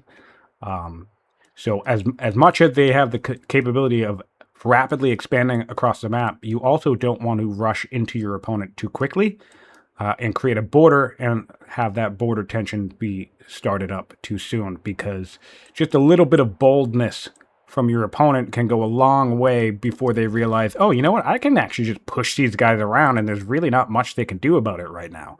So why will they sit around waiting for you to gear up when they can just, you know, cut you down a size early on? That said, yeah, I'm not really seeing or feeling this too much. We'll see, though. We'll see. What I worry about is that the Yushi are going to secure this coastline, probably do some tile buying, right? And then what you're going to have is a mid-game, or relatively late mid-game, but mid-game nonetheless, coastal highway with completely open terrain directly on the path to the capital, your enemy's capital, with which that our horse archers can just flood down. So barring sheltering in these woods, which honestly Persia could come up and preemptively chop those if they wanted to, you know, get your worker here-ish with a force march for one turn, and then next turn on a force march, just chop like as much as you can, and then just, I don't know, delete the worker. Who cares? Excuse me. But yeah, no, even without even ignoring these woods, I mean, you got these rivers. Imagine charging into this river path with a bunch of horse archers. That's going to be so difficult to deal with, because anything that doesn't have amphibious is going to be doing half damage to everything in this corridor unless they come from this direction. So yeah, this is going to be tricky for the Persians to deal with. Now, the Persians can pressure the north, and this is less ideal terrain for the Yushi to fight on because there's so much scrub. Of course, in terms of actually attacking into this location, this is also quite fine, but why would you attack into a sentinel city when you can attack into a statesman city instead? So, honestly, if I was Yushi, I would be thinking, keep an eye on this location, but I don't really, like, this is not my fight. I am settling down here. I'm lining up a coastal pipeline. I can, and the greatest thing about the coastal pipeline, right, and this is a river too, so once this comes into our borders, we'll have smooth river access. What this allows me to do, with also there's river up this way, right? This allows me to stage my invasion force roughly in Siketa. And the value of that is that this easily lets me pivot into defense if the Persians come in at me from Katora, right? But if they don't, I stage in Siketa, and then when I'm ready to go, I move everything. I take 1 turn or 2 turns, moving everything all the way up to wherever I'm going to stage up towards the actual front line, and on the turn after, I can go to attack. That'll be very difficult, because if Persians continue this way and decide that, you know, we have a chariot coming up, like, so if the Persians start staging their whole army here, even with vision on us, where's the Persian scout? There's a Persian scout here, but even if the Persian scout comes down over this way, and I start staging over here, this will look like I'm kind of like making sure that I can fight a battle either up north or if the Persians attack me. But then, because they're all going to be horse archers, right? They're all going to be ultra mobile units. In 1 or 2 turns, every unit that's here is just going to jump right over to here, and then on the next turn they're going to attack in. So if that's how the staging looks like from both players, with Persia primarily staging in the north and the Yushi staging right here by the Bayaz River, ooh, that's going to be a rough time for Persia, because the hardest thing about the Yushi military is that it can go wherever the hell their opponent isn't, which can create a lot of chaos and a lot of pressure for your opponent to deal with.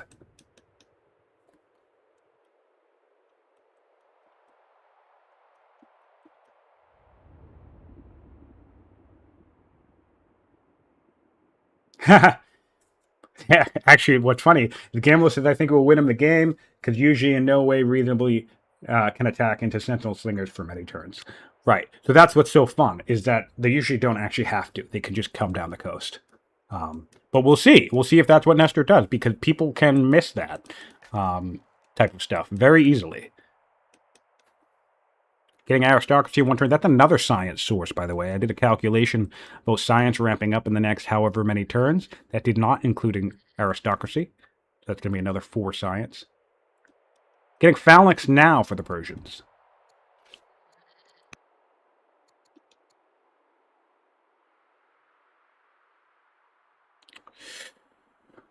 Yep. Alrighty. And we will be settling our 7th city shortly. And do we have a settler for the Yushi coming out? No, but we are clearing our 7th site for the Yushi.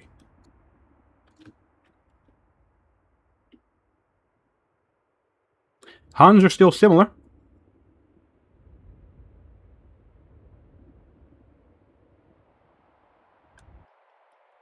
Let's take a look at some stats. Turn 38. Let's see where we're at in terms of all sorts of stuff. Wealth favors the Persians at the moment. Population favors the Persians slightly. Specialists, basically neck and neck, slight favor Persia. Workers produced, 1 worker up in Persia. So there's a very slight lean in Persia for a lot of different things. Military units. I mean, technically this favors Persia because all of the units in usually are step riders. Laws adopted 2 in Persia, 0 for Yushi, but that doesn't always matter when you're playing Yushi. Techs 8 for Persia, 7 for Yushi. Wow. Yeah, so very slight advantage here. Or general trend. Oh, so here's the big deal. This is the big deal. It always comes down to the economy at the end of the day.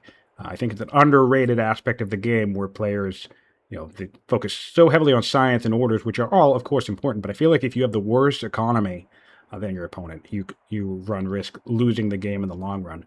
29 improvements for the Yushi compared to 17 for the Persians. So we're slacking on that a little bit. And of course, the Yushi do have a wonder.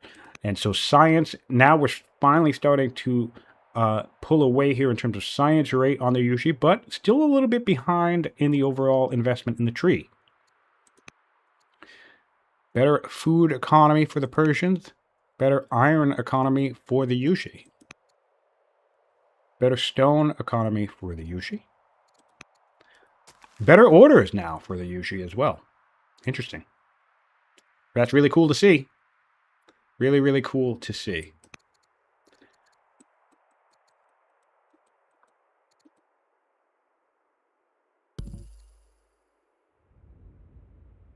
We put a...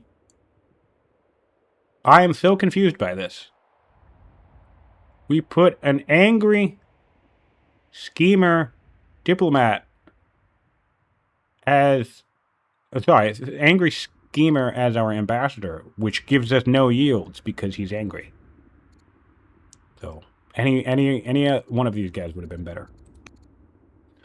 Also, we don't get any opinions from his character having a family. We did put in a chancellor, and we put in... Oh, man. I really would have liked this 27 training one.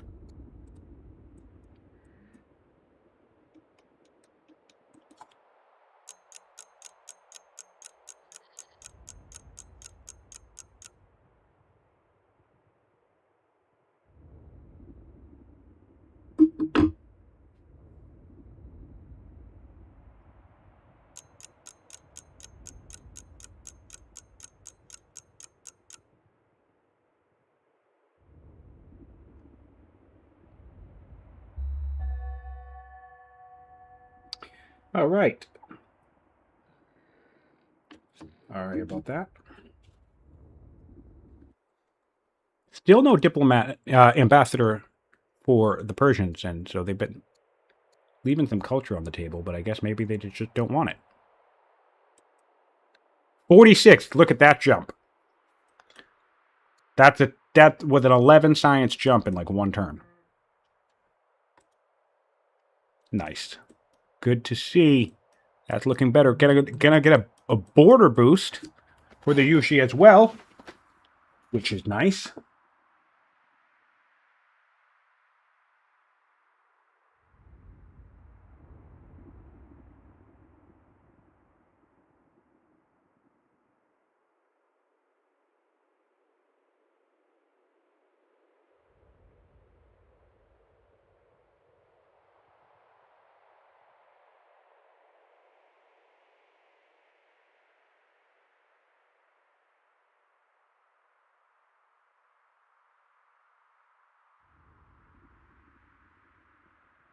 All right.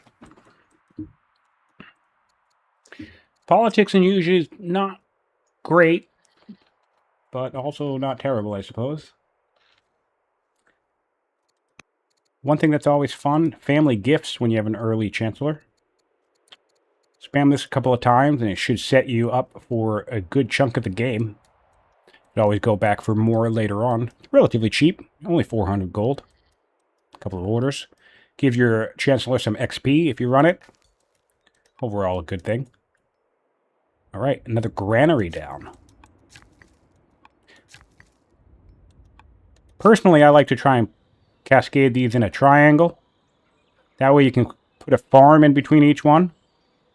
And you have granaries double buffing several farms around the position of the growth resource. Building a chariot right now. All right, interesting. Oh, and another chariot. Cool. We have 4-turn chariots from the champ seat. That's good news. So let's take a look at power score. Neck and neck at the moment. Exactly 210 from both players. So this is going to be a bit of a jump for the Yuji in about 5 turns. And in 5 turns for Persians, we have 3 warriors coming out.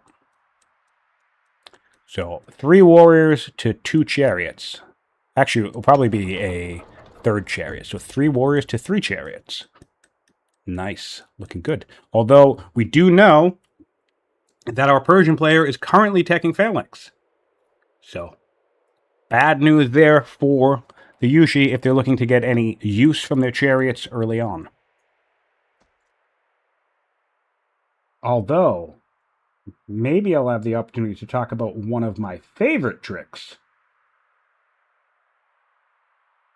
Oh, good catch, Fluffy. I didn't see that. Yeah, tempo not great here. Chuck the border boost. Border boost isn't worth it. We're delaying portcullis for border boost, and the reason why this is a super terrible delay. Let me lock this in place. Oh, this is so bad. We have a massive draw pile. So, ignoring the randomness for a moment, we'll have to research border boost, fine. And then we're going to have to research, maybe ironworking. And then we'll have to research free step riders or free exotic fur to cycle if portcullis doesn't end up back in our hand. On the nectar. We have 2 draws to go through. That's gross. And then it still might not come up in the 3rd one. So it could be potentially 3 draws before we see portcullis again. That is a risky, risky move if you're trying to do a beeline. That is a risky, risky move if you're trying to do a beeline. Sometimes, and that's the thing that I find interesting about this strategy in general, but also beelines work this way in general. If you have an objective that you're trying to achieve, sometimes that means you need to make cuts. And sometimes those cuts can suck. Like, border boost is fantastic. And it could be pretty decent here, actually. But if you're really trying to nail a timing on something, then sometimes you just got to make sacrifices. And we're already a little behind where I would like to be. Yeah, I would ditch the border boost.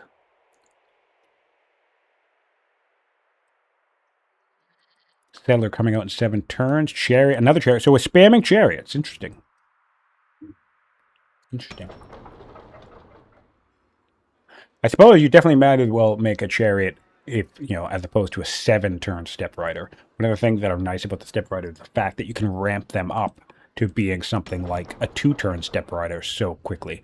So this is something I would not be doing with chariot in the rider's location, because what was this, a 5-turn chariot? I could have 3 step riders in that time frame. And if we really are thinking long-term down the line towards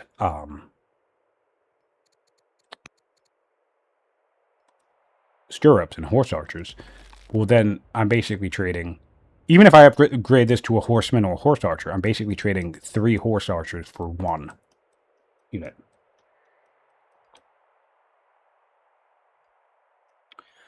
Science is pretty even. At the moment, they have roughly the same level of investment in the tree, but usually are starting to break away. Their monasteries are coming online. They've just adopted centralization. So they had, in the last couple of turns, the last 3 turns in particular,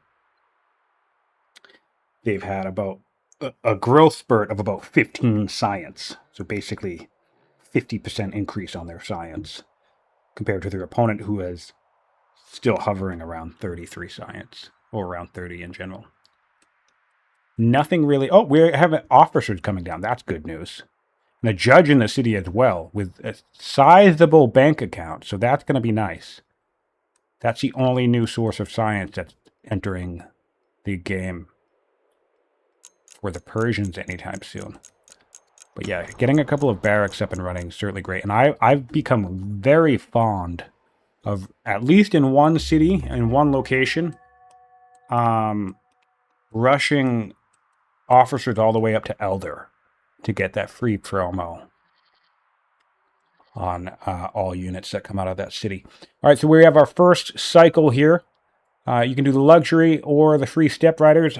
If we're doing the beeline, you might as well take the free steps. If they drop in your hand when you are on the path that you're trying to go on, of course, ignore the step riders. But if you're trying to cycle and they're in the hand, they're certainly a great pickup.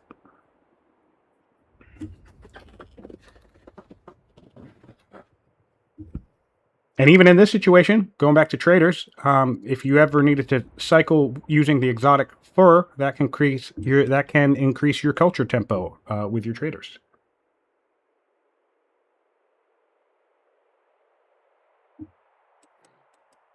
Well, phalanx isn't the issue. Counterintuitively, again, it takes a little bit of practice. And of course, the strategy in general is volatile. I actually have lost games where I've tried to do the stirrup rush and somebody beat me back with primarily spears. So this isn't to say that spears do not work. Of course they work. But counterintuitively, spears are not the end-all, be-all solution to the stirrup rush trick. And the reason for that is because horse archers can just absolutely murder spears. They are faster. They are more order efficient. They are technically cheaper to maintain in any way. Well, they're not cheaper to maintain, but basically a robust food economy has universal value, whereas a robust metal economy is only really just going to get you spears. But if I crank up my food economy to something like 200 food per turn, because I'm trying to churn out a bunch of horse archers down the line, well, now I have all that food for specialist building, building my master specialist, building, other stuff, but looks like we're building chariots at the moment. So there's a better, not cheaper, but I think you establish yourself a better economic bedrock by being able to lean heavily into food. And yes, he does have 2 avenues of attack, which is the more terrifying aspect. Because depending on where Persia positions themselves, the Yuezhi do not actually need to fight the Persians. If the Persians keep filtering units up to Ketura, picking their battlefield at Sanchi, well then, this is the other thing, actually, why I think the riders are ultimately better than the spears, is because, well, let's say the Yuezhi do decide to go completely around them and come down here. Well, then what you would have is a capital race. You would have a northern army invading at Sanchi that perhaps Sanchi could not hold. And you'd have a southern army invading in Zadrakata, which the Persians might not be able to hold. And then it becomes the question of, well, who can take out the capital and, destroy the internal infrastructure quicker? And if you're going to tell me that horse archers and spears primarily, horse archers, versus spears and slingers and or archers racing towards a destination or an objective, I think the horse archers are going to win that race. So, yeah, it becomes very tricky. But yes, the more ranged, the more diverse that Persia is able to get, the more difficult the whole Yuezhi trick will become. Because that's another thing I found. Diverse unit composition becomes very difficult. If your opponent has spears, if your opponent has slingers, if your opponent has Palatine cavalry, then it becomes trickier and trickier to deal with. We do have the Persian scout down here, so this goes back to what I was talking about, the idea of usually being able to stage down here if they wish. Because if they stage down here rather than out here, they will be able to feign as if they're trying to cover Sanchi, which could encourage Persia to continue to reinforce Katura, only for then whatever massive force we end up staging outside of Takeda to just use coastal movement, a coastal highway, to teleport all the way to Zadrakata and begin a fight where Persian's army is not located. I would love to see something like that. 35 science now for the Persians. That officer came online. Looks like to be the only thing that we're going to be doing.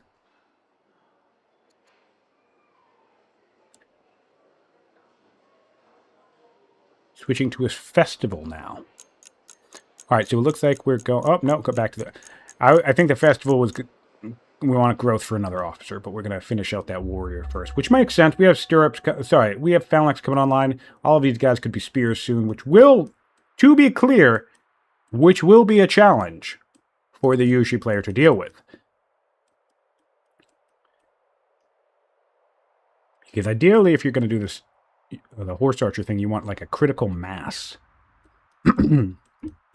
of archers to deal with spears. Huns are still similar, but we are floating around the training that we need to vassalize them. So I'd be curious if we bother. With only a few sites left, I feel like I would be inclined to not waste the training.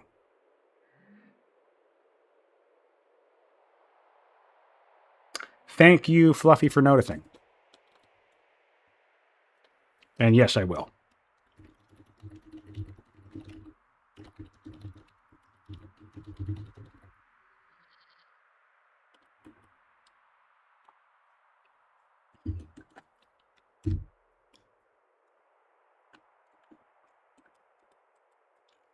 Did that not go through?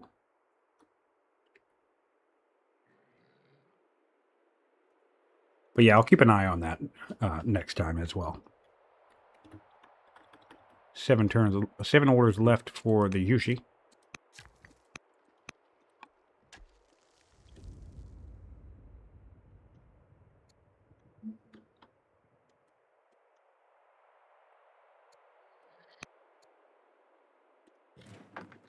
Let's look at the total army size. Currently, here's the militia, and we have 6 step riders and a chariot in Persia. Sorry, in Yuji. Compared to 3 slingers, a chariot, and a warrior. So really, these two, between these two armies, if they met in the field, the Persian army would actually win. Another thing about the fact that very, very easy for Yuji to be bullied hard in the first half of the game. It can be very annoying to deal with an early aggressive bully. It'll be interesting to see the first player who decides to just, boot up someone like Rome and just throw their weight around in the map, and to see how a Yushi player will adapt or die to that strategy.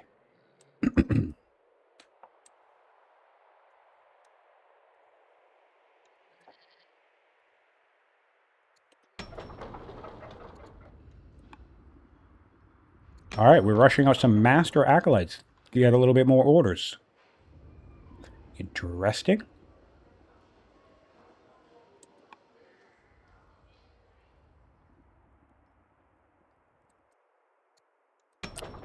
Oh, and it does look like that we got the master officer as well. Cool. So it does look like we are rushing, or at least building naturally, but probably going to rush with a judge. I love having judges. They're so strong.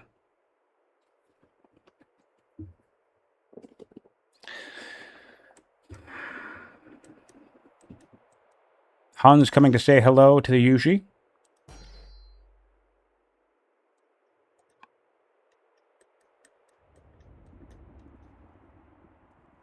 Six orders left. They could just be a slow player.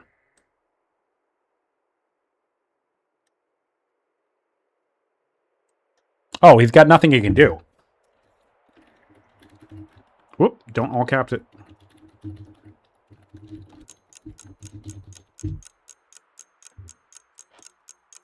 I see. He's got 6 orders left, but nothing to do with them. Gotcha. I was looking at the wrong thing. Gotcha. Polis is up. Might as well grab that.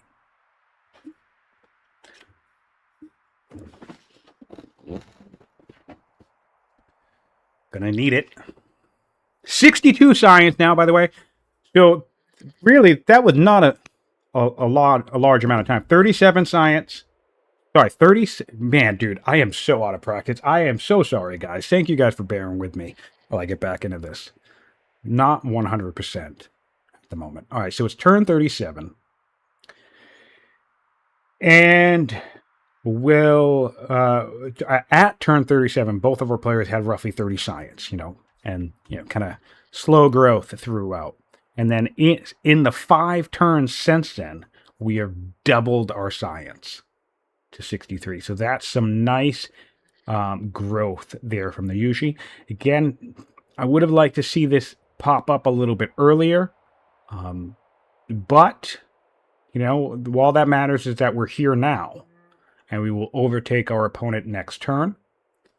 And we will bring ourselves closer and closer to the potential of being able to rain fire and arrows down upon our opponents. The Huns are now weaker. The Huns are now weaker. So, here, let me ask you guys this. We have a chariot in the region. We can do 10 damage to these guys with a chariot. We have another one coming along the way. At some point next turn, another champion chariot. So they'd be able to kill one of these guys easily. So let me ask you. Do you bother to vassalize the Huns at this point? Or are you just going to clear them out? The science spike, Brack, came from the Yushi player finally getting their monasteries online. They have, every monastery is worth 2 science. Sorry, 4 science. And, they got monks and stuff.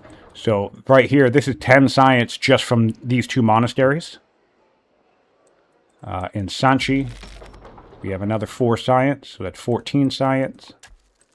Another 4 science over here. So, that's 18 science. And then they adopted centralization in those last 5 turns as well for another 4-ish science. So that's 22 science right there. Oh! A Persian! Persian has come in the region and taken a whack at something. What did we take a whack at? Oh, we killed 2 step riders!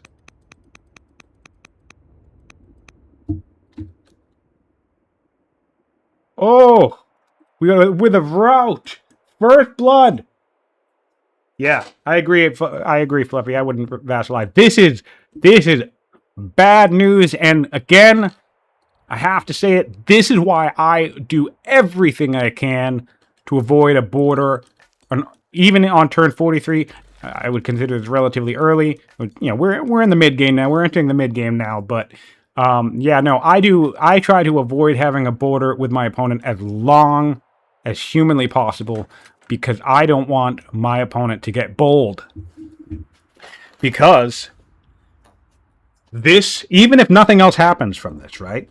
That's 2 step riders that I lose. They both had promotions on them, and there's nothing I can do about it.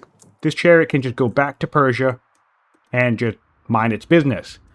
Even worst case scenario is that Persia actually steals the site from me because I'm not in a position to contest.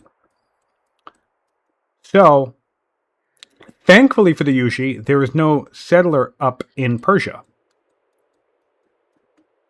Also, thankfully, Persia, there's no... Oh, there's a 4-turn settler coming. All right, yep.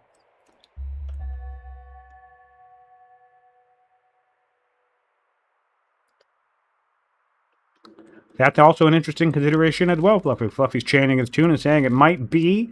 That might actually make sense with the Persians aggressing in this situation to bring in the alliance. Now, here's a question. If we ally with the Huns, they don't automatically declare war on Persia, do they? I forget if that happens or not. I feel like they don't. I feel like the alliance has to be active when one of us gets war declared on us. But yeah, no, we had to retreat a little bit. Okay, we will have our second chariot up and running, so we can tango with this singular chariot. But yeah, the stirrups need to hide. The steps need to hide. Back to Persia. Neck and neck in orders. Really love to see that. Good job from the Yushi player. Yeah, I didn't think so. Fluffy confirms the tribe does not declare war if they enter an alliance with you. They have to still be declared war. But you can ask them to declare war with a diplomat, by the way. Not a diplomat, a ambassador. Which they usually have. So they could always... Oh, you need to be at peace, but the alliance would give you peace. So we could ally them and then ask the Huns to declare war against the Persians. That's how you do it. But yeah, also still convoluted. This is a bold move from Persia. Oh, wait. Okay. Are you just going to hang out there? I kind of like that. Never mind. I thought he was going to try and clear the camp by himself. But no, actually, if we're just going to hang out and police this camp, that's a little nifty. That's a little nifty.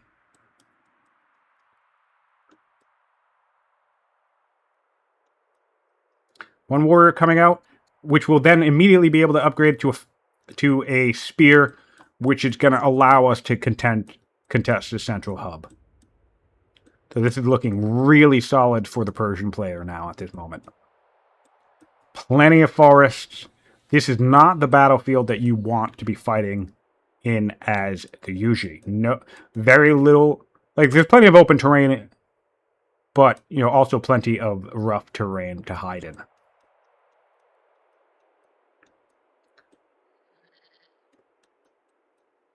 Another warrior coming out. A warrior just came out this turn. I wonder if we'll see this warrior migrate towards the south. I think the center position is valuable enough that I might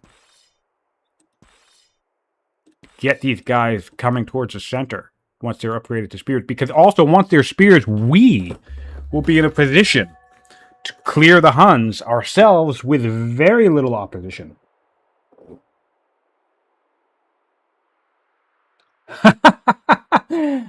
That would be funny. Oh, we are vassalizing the tribe. We are actually doing it. All right, that's fun.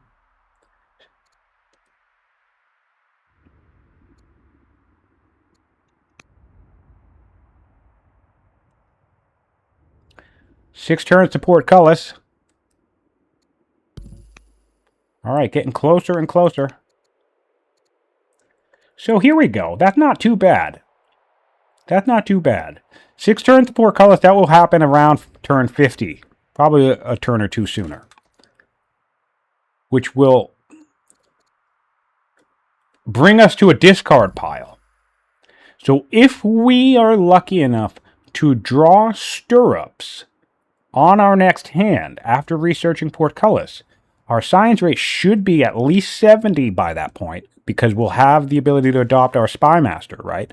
Which means our stirrup timing is only going to be pushed back as far back as turn 60. So despite all my crabbing about the pacing, turn 60 is still not necessarily the worst timing. That's closer to the back end, right? But as long as your opponent's not cranking out 7 laws in that time frame, and Persia does not look to be on the track to do that, then you're solid. You're solid. That's why I think Babylon, somebody like Babylon or Greece, a good enough player can do it with any nation, pretty much. But Babylon and Greece are particularly easy to do it with. Egypt is another one. I definitely don't want to go up against somebody who can crank out 7 laws and 8 strength units inside of 60 turns. But unless you have a plan to stop them, which you can. Drama on Persia. Oof. Oof. Oof. Drama on Persia while we have Spoked Wheel, Compo, and Steel in the hand. This seems like a bad idea. I'm not even necessarily sure what of the other 3 that I would pick. Probably Compo. Yeah, no, definitely Compo. I would pick Compo. Oof. But definitely not Drama. Drama is a nice pickup if you can get it early without feeling like you lose anything or are going to get punished. People say that Drama is not worth it in duels, and sure, maybe not most of the time, but I actually think Drama is a fine grab if you do something like abrupt, like stone cutting into Drama, get your free settler while you're still expanding, and also get if you have a patron's city or high growth location, or maybe you're going to make a bath play, you get your Odeon and Amphitheater up and running in a core site. If you're culture rushing as well, that's always a good thing. That's why I think about patrons as well. Patrons will buff the culture output of your Odeons and stuff. So a stone cutting directly into Drama type of thing, whether you start with stone cutting, so maybe your Kush, not saying I normally grab Drama or Kush, but just an example, or even if you, somebody like Axum, I could see, they have patrons, I could see maybe doing stone cutting into Drama, which again is greed. It's a little bit slower, maybe not necessarily the strongest thing, but I think it has legs. I think there's an idea behind there. But just if you don't have Drama by, I don't know, turn 45 or 50, I feel like there's no point in grabbing it unless you know the game is going to go a long time. But if you're going to grab Drama, just grab it early. So I'm definitely not an anti-Drama player, but it's got to be part of a plan where I'm bringing it in with intention and quickly. All right, our chariot has backed off, keeping eyes on the Yushi player. Interestingly enough, I don't think the Yushi is aware of the chariots in the region, which is kind of funny.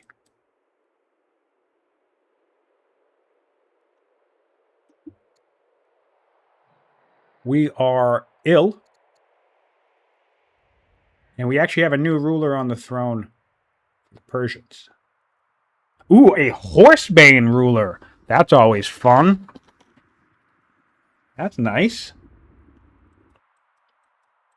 1-turn settler for the Yushi, so it does look like we'll get the central site after all.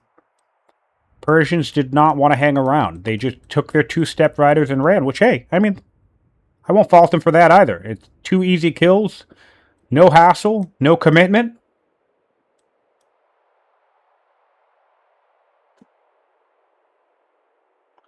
Finomi is saying Persia is one of the more natural drama nations, especially if you skip it, Zoro, and go for Judaism. I can buy that. I can see that. Absolutely. In that case, I would probably not even bother with divination right away, and I might do something like stone cutting into drama. And again, that keeps it on the idea that we are getting it early, getting it out of the way, maximizing the use of the free settler, and getting our culture and stuff up and early. Love to seeing the chopping from the Brahmins. I think there's an excellent use of both Brahmins and disciples because their movement is so much better than a worker. So I love sending them out into the forests and just chopping stuff down, and as a means to use extra orders that are laying around, especially when I know I'll need that forest. I clear chop like it's going out of style. I from all the games I've watched, I think I chop forest probably more than anybody that plays this game. I will spend dozens of orders a turn chopping down forests. And I can't say if that's the optimal thing or not to do, because I win plenty, but I also lose plenty. And I am not immune to skill gaps. There are players who beat me all the time. And there are players who I beat all the time. So I guess it depends on the player, the nations, the game, all that stuff. But yeah, I chop a lot. Portcullis in 5 turns. Oh, we lost some tempo on that. I wonder what happened. Now looking like a turn 51 Portcullis. Normally it goes in the other direction. We got our alliance, by the way. Oh, that's where the vision came from. I was trying to figure out where the vision came from, but we got our alliance. Great. Great, great, great. Now, the tricky thing is we're going to need the money to settle these sites, but we do have a settler coming in 4 turns. 1 turn and 4 turns, so we'll take the crab site. We can take the central site, and unless Persia decides to start killing some Huns, that'll be all they could do about that. And honestly, just securing the central site is going to be so clutch for the Yushi, because they really want a coastal highway if they're going to try and threaten 2 potential fronts here. And I think they want to do that. I don't think the Persian. I don't think they usually want to come up through the northern pass. Look, we have more staging up here from the Persians, and when you see something like this, right? And you're a Yuji, and you have a map that supports this way of thinking. I mean, take advantage of horse movement.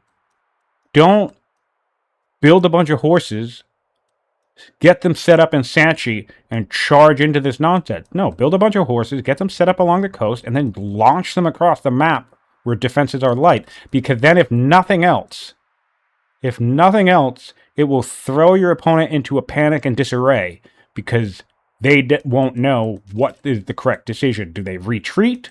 Do they rush in their core? Probably, obviously, yes. But, like, do they try to attack to pressure you? And in that kind of cornucopia of possibility, in that decision space that the opponent could make, filled with good ideas, bad ideas, safe ideas, and bold ideas, you create an environment where your opponent is more and more likely to make the wrong decision. And that's what I like about the mobility of these units, is that you can send them into areas that might even legitimately be a bad idea for you to send the unit. You know, you send 3 units somewhere to go pillage something or attack a city or whatever, and maybe that's actually not even a good use of the units, technically. But do you bait your opponent into matching your stupidity and sending, their 3 spears that they had to go back a couple of cities, go back somewhere and go kill your units? And yes, okay, your 3 units died to the 3 spears, but then you've achieved your real objective, which you didn't want those 3 spears that just killed your shit in the location that they were previously. So then you can move in with your mobile horse archers and do the real damage that you were hoping to do.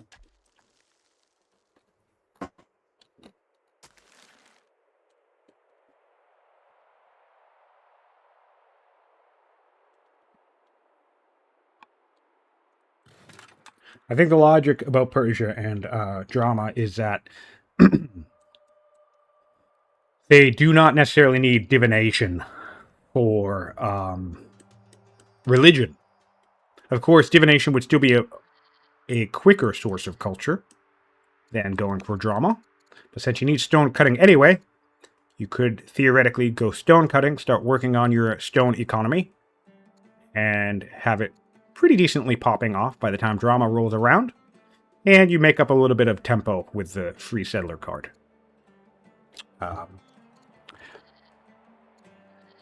Yeah, plus it starts the music, which is always fun.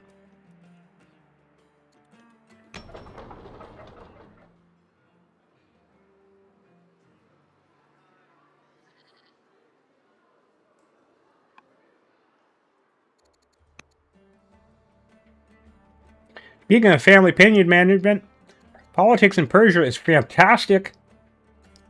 In fact, with one quick influence mission, we could even intercess this character, by the way. We could convert the Myrinids over to Judaism as well. Looking really, really nice for on the political side of things in Persia. I'm pretty sure things are still kind of meh in Yushi. Yeah, not really that great. We need everybody to hop on the Zoro train. He is friendly, so I would like to see some use of conversions. And another thing I like about doing the Stirrup Rush from a low law perspective is it really frees up your civics to do kind of whatever you want. Like, I will rush out a couple of chariots with civics, or I can comfortably spam convert characters. I can comfortably get council seats up. And what's the other thing that I normally do? Oh, I'll even run a couple of rally troops for more training. We have Doomed on the first. I believe this is the very first ruler for these guys. Yep, very first ruler made it to 47 for the Yushi. Not too bad.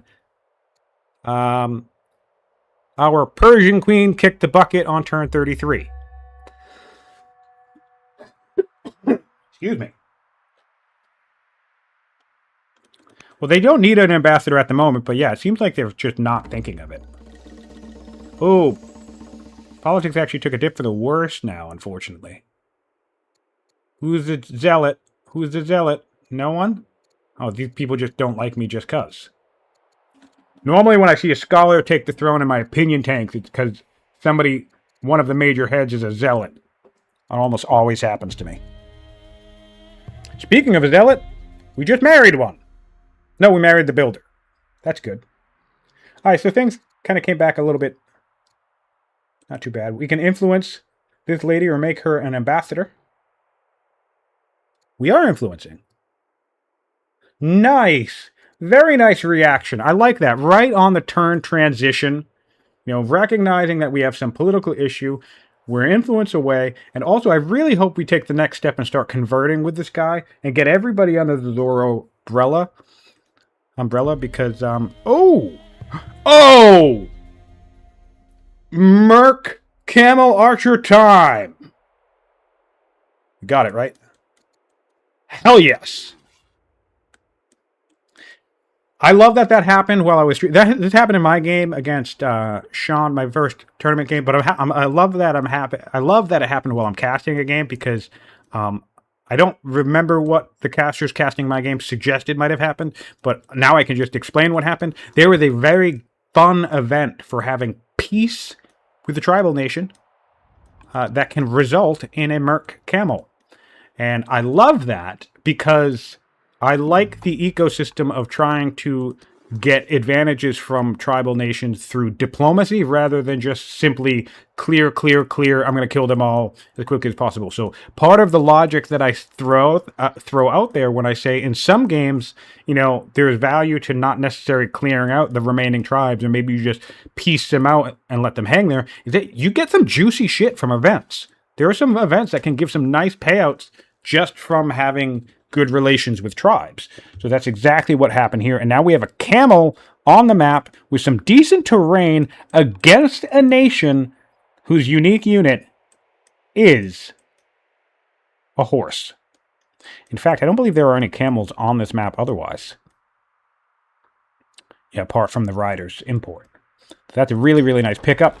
Kudos. And the ultimate payoff for the fact that we did invest the 800 training in vassalizing the Huns. So that's a really nice kind of goodie basket to come out just a couple turns or so after vassalizing the Huns.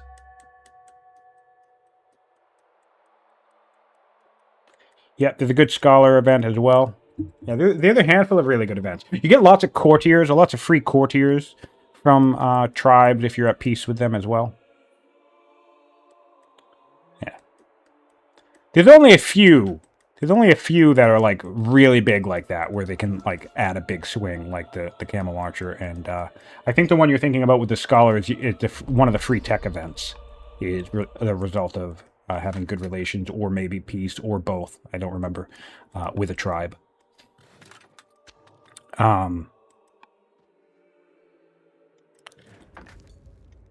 We'll see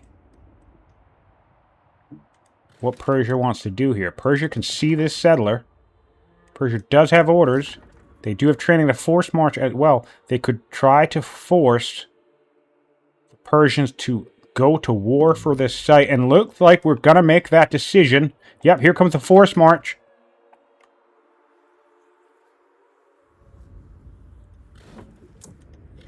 Here comes the force march. Oh, we're going in for an attack. Okay. Can we back this up with anything? No. Alright.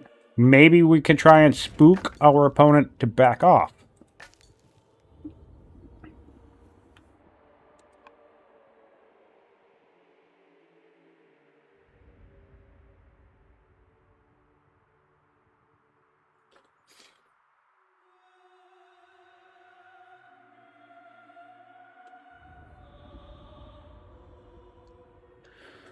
Four orders left of the Persians. A couple of workers waiting for some orders.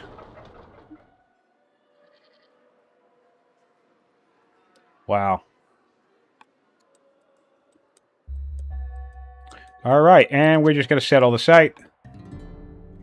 Clerics. Interesting. Really like this string of horses into the city. Makes sense. Can we trap this thing here? I'll be curious if we want to bother trying to trap this thing here. Oh, protecting the worker. I actually like that. And here comes the camel. Nice. With a tactician, that's going to make the chariots nightmare a whole... Oh, that's going to be so tough. Oh, and it has Highlander as well. That is a camel and a half. Plenty of key hills around here to take advantage of. So I will say that they usually are going to very comfortably and safely take this valley, this coastal valley, on the way to Persia. Very great news for them. Great news for them. All right, we have a decision to make for the Persians. The Persians, first of all, need to get out. Yep. They're probably fine to hang here and heal. Yeah. That's good. And what would I grab here? I don't even know where we're going. What do we want? We want 7 laws. So monasticism, maybe. Worker, cycle to rhetoric. Cycle to navigation. Rhetoric into sovereignty, into onagers. Cycle to compo. Think about land consolidation and import, but there's not really a lot of groves. So yeah, I'm thinking the machinery path or compo. And get navigation whenever you can. I guess would be where I'm thinking. Or, yeah, I mean, we're not really hurting for orders at the moment. It's always important to get orders, but we're not hurting for them at the moment. So yeah, I think I would come up to sovereignty. That's going to get me 4 laws. With the civic boost, and I'm going to put me near machinery.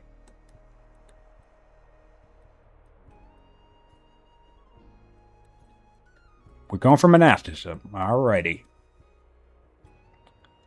That's certainly a choice.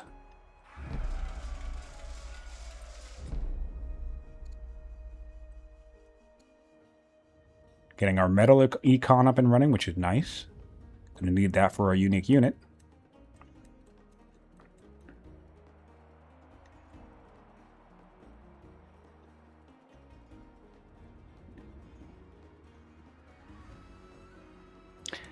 The Persians cannot see the camel just yet, but they will be in for a bit of a surprise next turn when it shows up somewhere in this region. What I'll find really interesting here is if we'll see an early attack, even before stirrups from the Yuji, because with this level of pressure from the camel and a couple of chariots, I mean, I guess you wouldn't want to lose the camel to some spears, but I'm just thinking, the Yuji know that the majority of the Persian army is up north. And now they can see these spears as well. So, when you're rated as... Oh, wow. Yushi's actually stronger.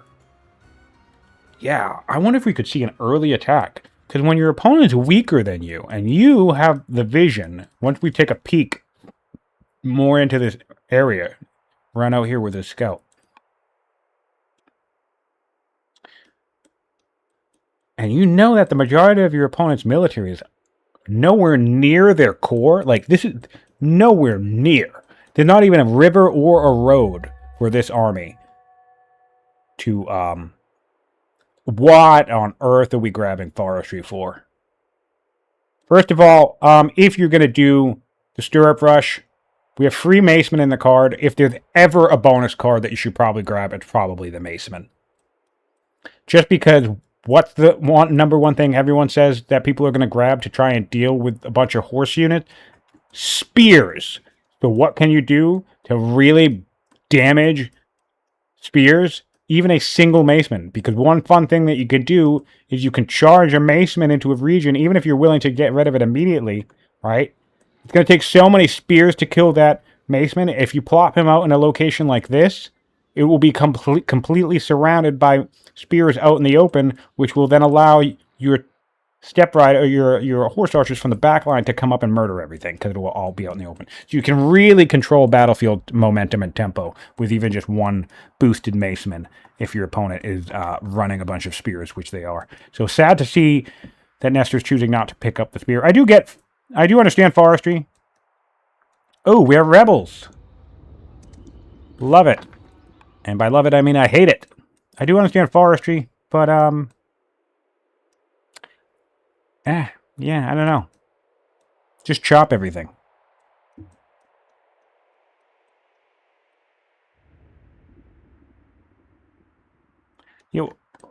Fluffy says Yushi's getting killed. They attack now solely cavalry army into spears. Oh, well, I'm not saying to attack into spears. I'm saying to attack where there's virtually no military. The core of Persia is empty. There is a chariot and there is a spear. And we're figuring that out right now because we have portcullis. So we sent our scout ahead. We're seeing the core. There's nothing here. We see a spear. We see a chariot. So, do we have another scout nearby? This is our other scout. Some force marching shenanigans to Pterodon and another agent network. And I don't know. I guess what you do, you race to the capital. Which is probably a bad idea. Still, could be funny.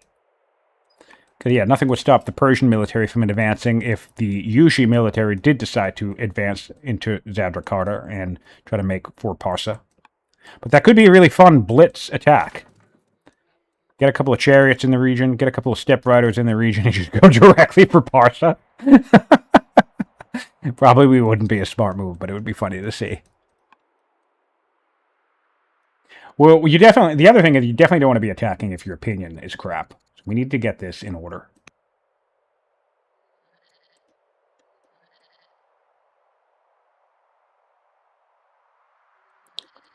Morale damage, Fluffy. People watch their capital fall, they might concede. Or not if you're in my current game, because I'm felling cities left and right and my opponent will not surrender. So, I don't know. Your mileage may vary on that one.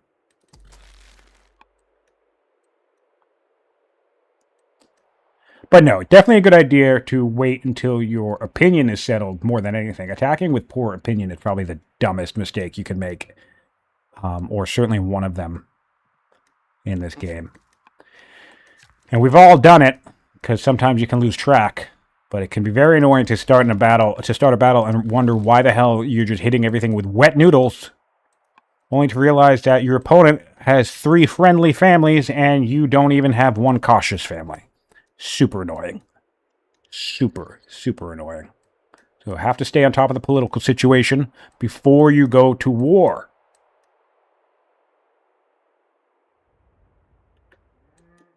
In fact, on that note, let's check politics in Persia again. Yeah, honestly, Persia, if we're talking about early attacks, I think Persia's the one who's ready to attack. Come to think of it. Because we're still in the era of only to Fluffy's point, we're still in the era of having only mounted units. We're still squarely in the era for Yushi where they are vulnerable. And some of this territory, this Sentinel territory, extends pretty decently far. I think. Yeah, I actually think I would like to see an attack from the Persians, to be honest. I think there's a window here. 4 spears, 4 slingers, up north. And the entirety of the Yuji army currently is 1, 2, 3, 4, 5 chariots. Wait, 2, 4, 6 chariots and a camel launcher. I don't know, maybe that's a tough. I don't know if the spears are so strong, though. So it would be 6 chariots and a camel launcher versus 4 spears and 4 slingers. Plus all the poke that you'd get from step riders, which does add up. You'd be surprised, but it does add up. Enough of them lying around can bring the damage you need to finish stuff off. Yeah, maybe Persia doesn't attack. I guess we're not ready on either side to do an attack.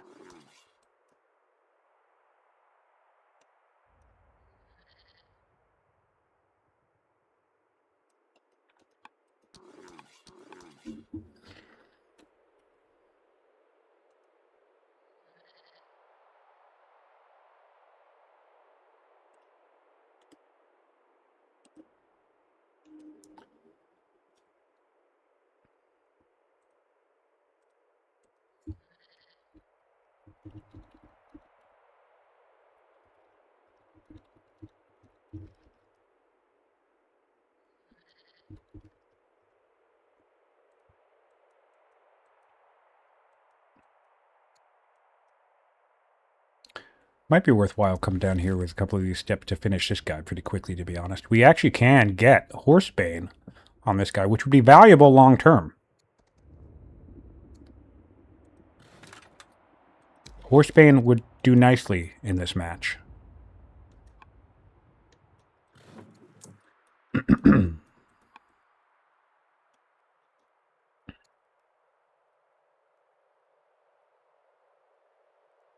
The economy is not looking so great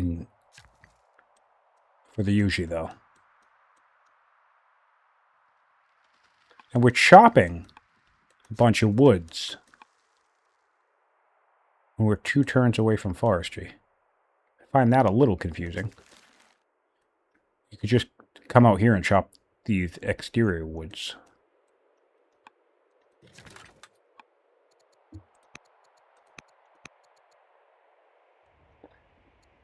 Oh, nice. We're finally converting. Nice to see Nestor focusing. Actually, concerted effort focusing on politics. Very important. So who are we getting? Okay, yep, we're going to do the oligarch. Which, if we make him the chancellor, would cover it. Put the oligarch in power as the chancellor, convert him to Zoroastrianism, and this family is covered in 2 quick actions. The riders will take a little bit more work.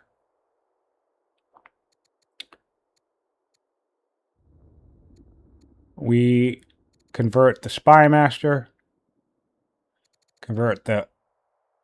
She's so old, though. But maybe convert the oligarch or wait for her to die.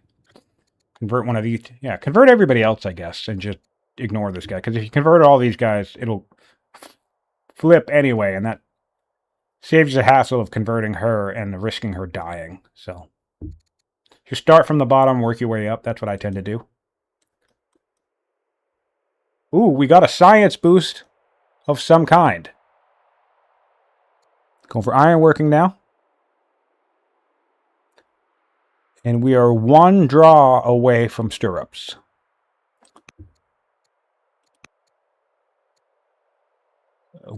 And with 93 science per turn. Making a very solid and respectable 5 science from our enemy capital. This is always exciting to see. And of course, for those of you who don't know, once you have an agent in the city, when you open up the city, you get full view, same as us observers do. Every single piece of information you see right here is what your enemy can see. Discontent level, culture rating, so you can track how close they are to strong or legendary. You can see what they're building. You can see what they're capable of building. So this would tell us, if we didn't already know, that our opponent has phalanx, because we could see spears. You know, let's say we saw onagers right here. That would tell us that they have machinery. We can see officers. Of course, we can see the barracks anyway, but yeah. So you can get a lot of information from having a agent network inside of a city. Of course, the complete breakdown of their specialists as well. 2 ranchers, an elder acolyte, and a master officer. Basically all the information you need. And what's really fun is that when you go around, once you have several agent networks set up, you can basically deduce their overall economy, because like you can go around and add up all their food. You can go around and add up all their science and then approximate when you click on the ruler, right? Oh, this guy has what? 3 wisdom? Okay, interesting. This 3 wisdom is 4.8 science. Okay, so you can get a rough approximation of their science rate all by having agents run around and take peeks inside the city. Very, very useful technology. Arguably one of the most powerful technologies in the game, but certainly incredibly situational and niche. But you play with near perfect information once you finally do unlock Portcullis and start setting up agent networks.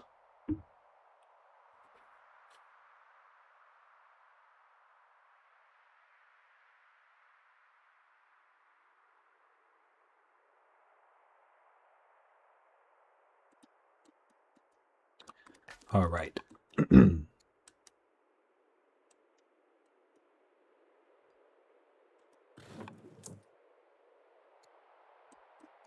That concludes this turn. Building a miner in Putkara. 24 training per turn, not too bad. That's going to increase us close to 30. What's that, about 28? Yeah. Still don't have officers yet either, so that'll get quite a bit higher. And it's a double iron as well, so that's always nifty. All right, back to Persia. What's going on with Persia? Yeah, so basically my thing is, like, Nestor has a plan, which is fine. You know, mixed opinions as to whether you should have a complete plan for the game that you're playing, or whether you should always pivot, adapt, and, you know, do different things. Certainly a mix of both probably makes sense, but I guess I'm not really sure what Persia's doing. Persia just kind of seems to be meandering through the tech tree. Their science is getting a little bit better. 50 on turn 50. So yeah, they're staying within that relative benchmark, matching the pacing of their previous game, but certainly going to be falling behind here. Look at science now, yeah. 200 science lead. And so this is why the benchmark's interesting, because as I talked about it, it's like, obviously you don't want to be 40 science behind your opponent. But at this general rate of increase, of matching the rough general science per turn, he's actually not too far behind his opponent. The flaw becomes is that somewhere around this central mid-game point is you want to be jumping up to something like 75, 80, or 100 per turn.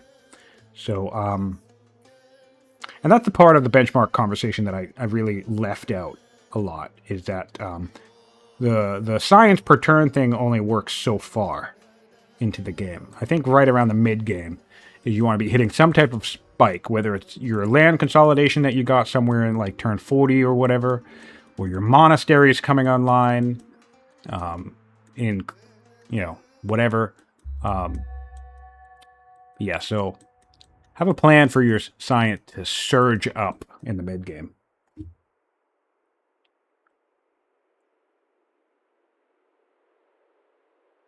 Yeah, science is very healthy for... What? No! Oh, we're getting... I mean, I guess... this feels annoying, but I guess we're doing it. It's a safe move, I suppose. We're getting steel. Seems a bit unnecessary. The reason why it seems a bit unnecessary is because the camel archer is going to... Oh, we have forts coming down. We're definitely not attacking the north. I hope Nestor realizes that he's just going to be able to go south.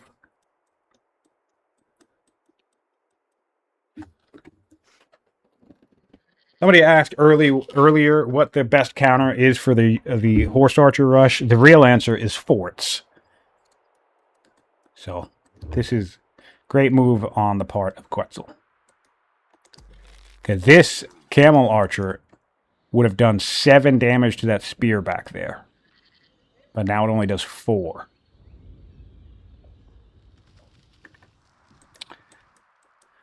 Fluffy says 2-turn version for safety feels reasonable with a scholar. Yeah, I suppose. My thing about that is that we don't have any warriors. And so the idea of having axes, I mean, I guess we built a couple of them while spending the 7 turns on stirrups, I suppose. So we would still have a couple of axes. But for me, it's a timing thing. The longer you wait, the more you say, "Oh wait, I need this one thing." The more you give your opponent time, and the more you give your opponent time, the less likely your gambit might work. But yeah, of course, it does make sense. Oh, the Huns have taken to Persia. Huns are starting the charge early.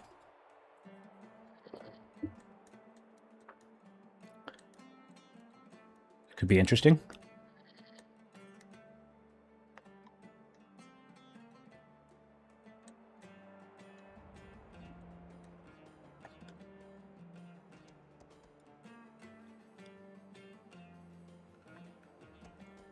All right.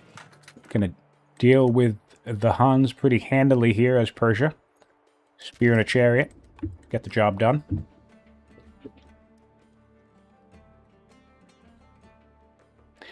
Nice use of the Pillar Edict to grab the iron. Down here in Samarkand. Overall, I think it's actually the Persians that have the stronger economy. Yeah. Considerably. A little bit lower on iron and stone, but much higher on food, which is far more important to both nations in this particular game. The Yushi are going to need food if they're going to do the stirrup thing, and of course both nations need food for their unique unit in general.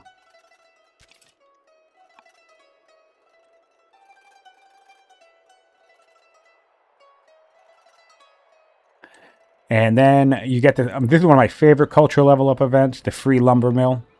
There's a science boost with it too, and a free worker. I think that's the other option. But I think the lumber mill is pretty much always worth it. Just a little bit of wood income goes a long, long way.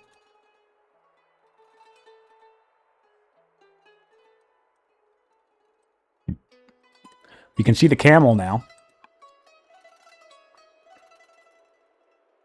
And we can see that our opponent, the Persians, can see that the Yushi are learned.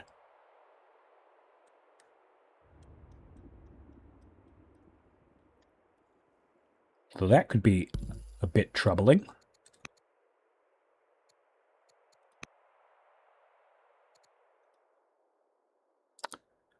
Just absolutely refuses to put this oligarch as chancellor. We can intercede, though. That's what I would do. I would intercede and make him chancellor. Get that opinion up.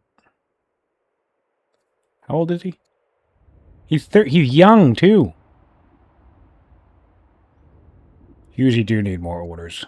What's going on with that? 7 are being improvements right now.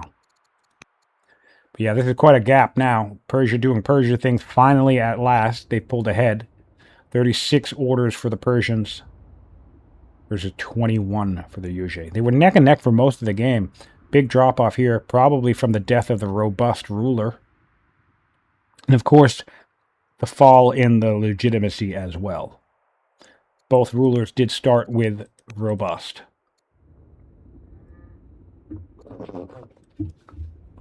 So that is unfortunate.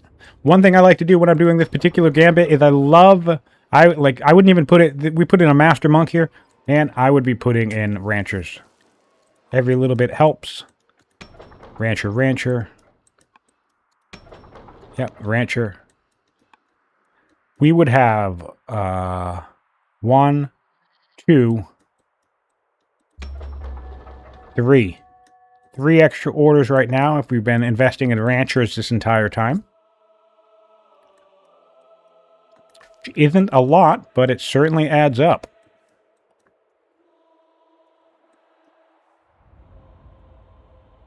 I think the last game I won as a Yuji, I had something like 13 ranchers in my empire. And I don't think there's any other circumstance where I imagine I would build that many ranchers, but the Yuji, it just makes sense to me. Very nomadic play style I have cultivated with these guys. Building an Odeon. Well, the good news for the Yuji is that I still think they have plenty of time to come up with a plan and do something, because the Persians are moving at a relatively slow pace. They're not necessarily doing anything wrong, mind you. I just feel like they're moving pretty slowly.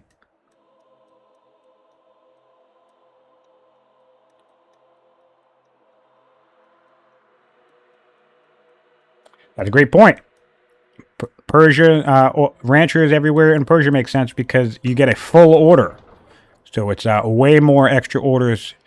And of course you get the half order for the, yeah, so you get way more extra orders. In fact, we can see the full orders from these 2 ranchers as well. Yeah, another nation worthwhile.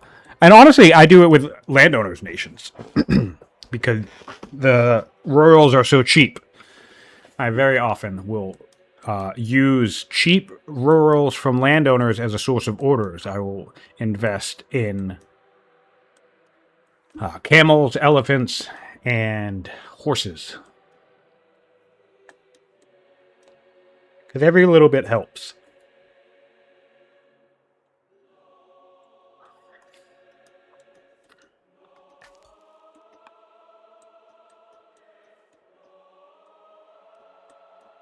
I might actually need a little bit of a break, to be honest. I don't know how long these guys are going to play, but I don't know that I can keep casting today, unfortunately. Let me check in with these guys.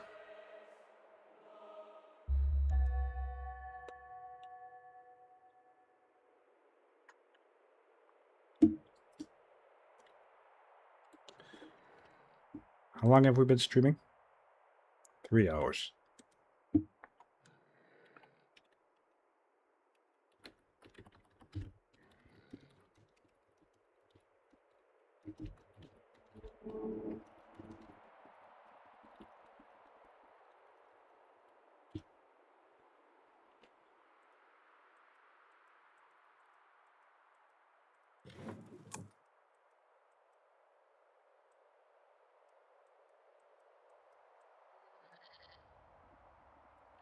Yep, 95 science per turn is pretty solid for turn 54. If we look at this breakdown, about 40 of it is coming from the capital and a cleric seat.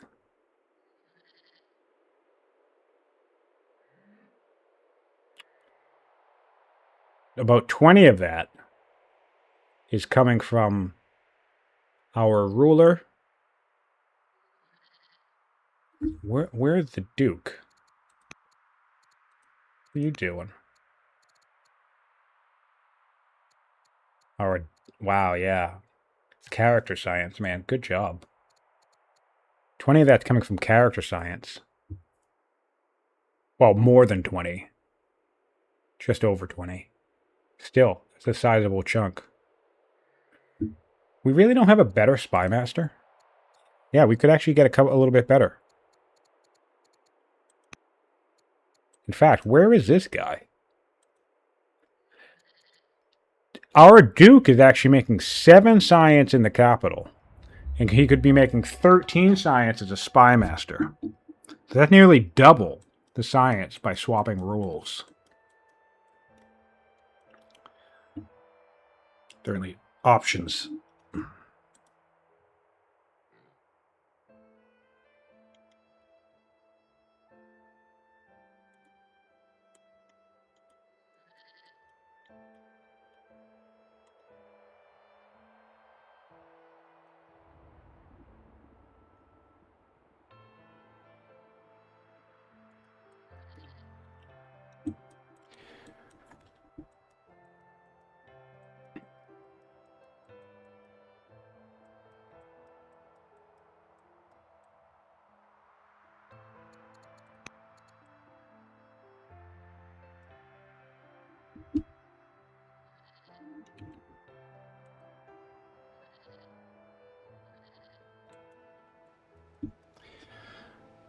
Ooh.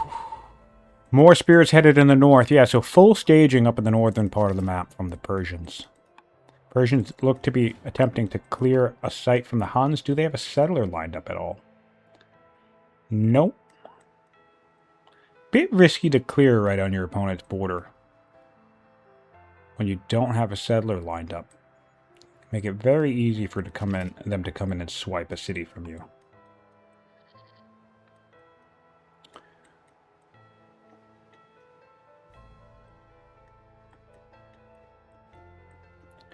I feel like Nestor's doing like two things, which again, this isn't necessarily bad, but I feel, oh, we're building axes everywhere now. I feel like he was doing the stir-up beeline thing, but I feel like he's not doing it as a rapid rush strategy. I think he's also, because we're building master monks and stuff. So it's kind of like he's doing a foundation of standard eco play. Which, I mean, I suppose that's fine. Nothing wrong with that. Not necessarily my particular style with this particular strategy, but certainly fine. Especially, again, a lot hinges on your opponent, right? As long as you're ahead of your opponent, you kind of have some freedom to make some interesting decisions. But if you're behind your opponent, then the scope of the playing field begins to narrow with respect to what choices you are able to make and stay viable in the game.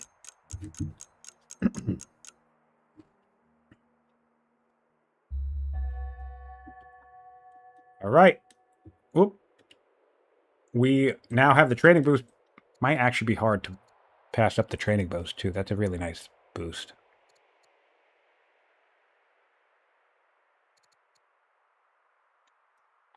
I honestly... That's probably another reason why I wouldn't have grabbed steel, because that also means I have to grab the boost. I guess it didn't necessarily mean it would have come up in my hand, but...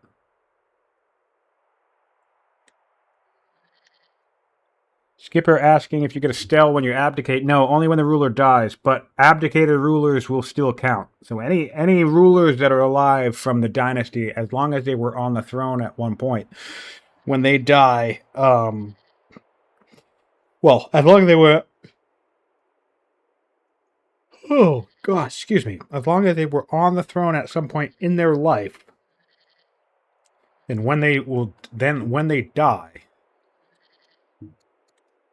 Oh, look at me doing a bad job keeping track of this game. The Jebel Barkle was built and finished on this turn. Sorry, guys. Just not on top of it today.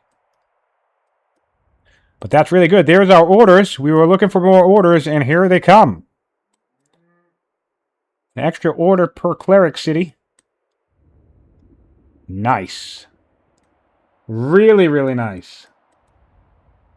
1, 2, 3, 4, 5. 5.5 orders coming in from the Jebel. Well, plus the legit, so basically 6 orders coming in from the Jebel. That's really, really nice. That's almost... that's very close to... 6 would give us 28. Oh, we're still about 10 behind. Damn, Persia, man. But yeah, still, nonetheless, really, really nice pickup from the Yushi. Sorry I missed it, but... yeah, just in time. Really nice grab. Really nice grab. And we are going for stirrup. We're chucking the training boost. All right. Going for stirrups. Well, how many step riders have we secured up till this point? 1, 2, 3, 4, 5, 6. 6. That would be another value of the training boost. Get the training boost and just spam step riders while you churn out stirrups. You'd have enough training to spam and then enough training to upgrade.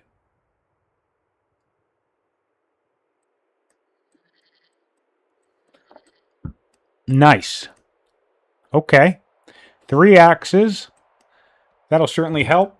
Well, one thing, I actually haven't done axes and horse archers at the same time before, but it's probably I can imagine being an incredibly powerful, oh, here's our settler for this site if we want it, combination, because what you can do is you can ride up to a location, not this one because there's forts everywhere, but right up to a location, you come up on these hills, right? Maybe you pick off a couple of these spears at a distance, which is always lovely, and then you move up axes.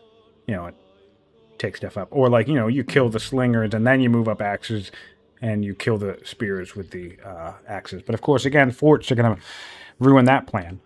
So that's one thing I like about axes with the Tamilicom. Nothing more satisfying than getting full ranged damage on a Tamil elephant up close, panicking it a tile away, and then moving an axe forward onto that very same tile the spear was occupying to either kill the spear itself or certainly body block the retaliation against the elephant. Very nice 1-2 punch you can do with Tamil. So I imagine you could do something similar with horse archers and axes as well. They would probably make a very nice combo in general.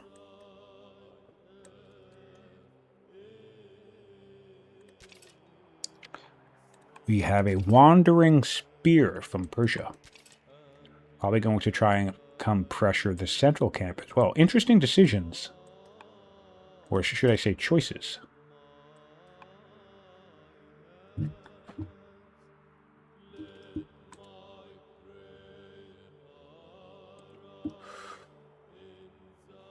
Ooh.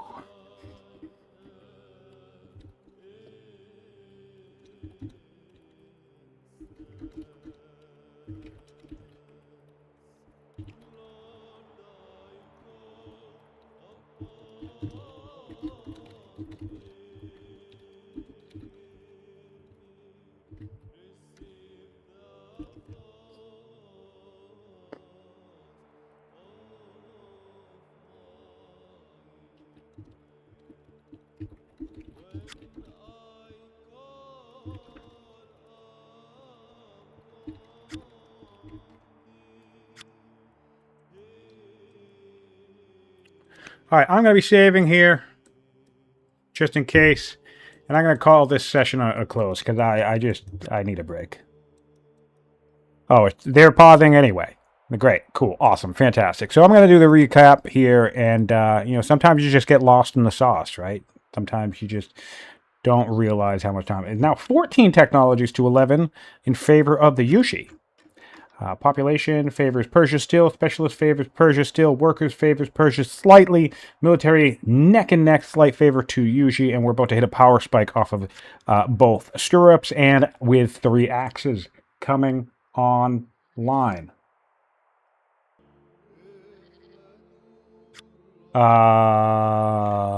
Laws. 2 laws for Persia. 1 law for Yushi. Let's look at science. Science look really strong for Yushi. 600 science, no, 400 science in the tech tree now. So really, they just need to leverage that into an advantage. Persia is falling further and further behind. Of course, as always, the one advantage the Persians will be a strong order economy. Of course, this will correct itself in 1 turn when the Yushi gain about 6 or 7 orders off of the Jebel. But yeah, it's definitely a hole and definitely can make fighting a battle complex. Military score is roughly even, but again, we have stirrups coming online. So every step rider in the nation, there's about 6 to 8 of them, will go from being a 3-strength unit to a 6-strength unit. Very terrifying. Power spike. And of course, also in the next 3 turns, we're going to have 3 axes hit the field in Persia as well. Sorry, in Yuji as well. They're coming out of Bukhara. There's one there now. Queztal and Kandahar all have axes, so probably we'll get another 2-turn axe. Yeah, so 4-turn axes by the time... 4 axes by the turn this axe is done. So yeah, anybody's game at this point. I think either player could pull out a win here. Very, very interesting first session. Solid 56 turns. And yeah, looking forward to part 2. Thank you guys so much for tuning in live. 22 of you in the chat. At one point there were 30 of you. Of course, if you're watching after the fact on YouTube, I appreciate you being here. And I hope you've been enjoying the tournament. And yeah, I'm going to go take a nap. So, apologies for the rough cast. Take care, guys.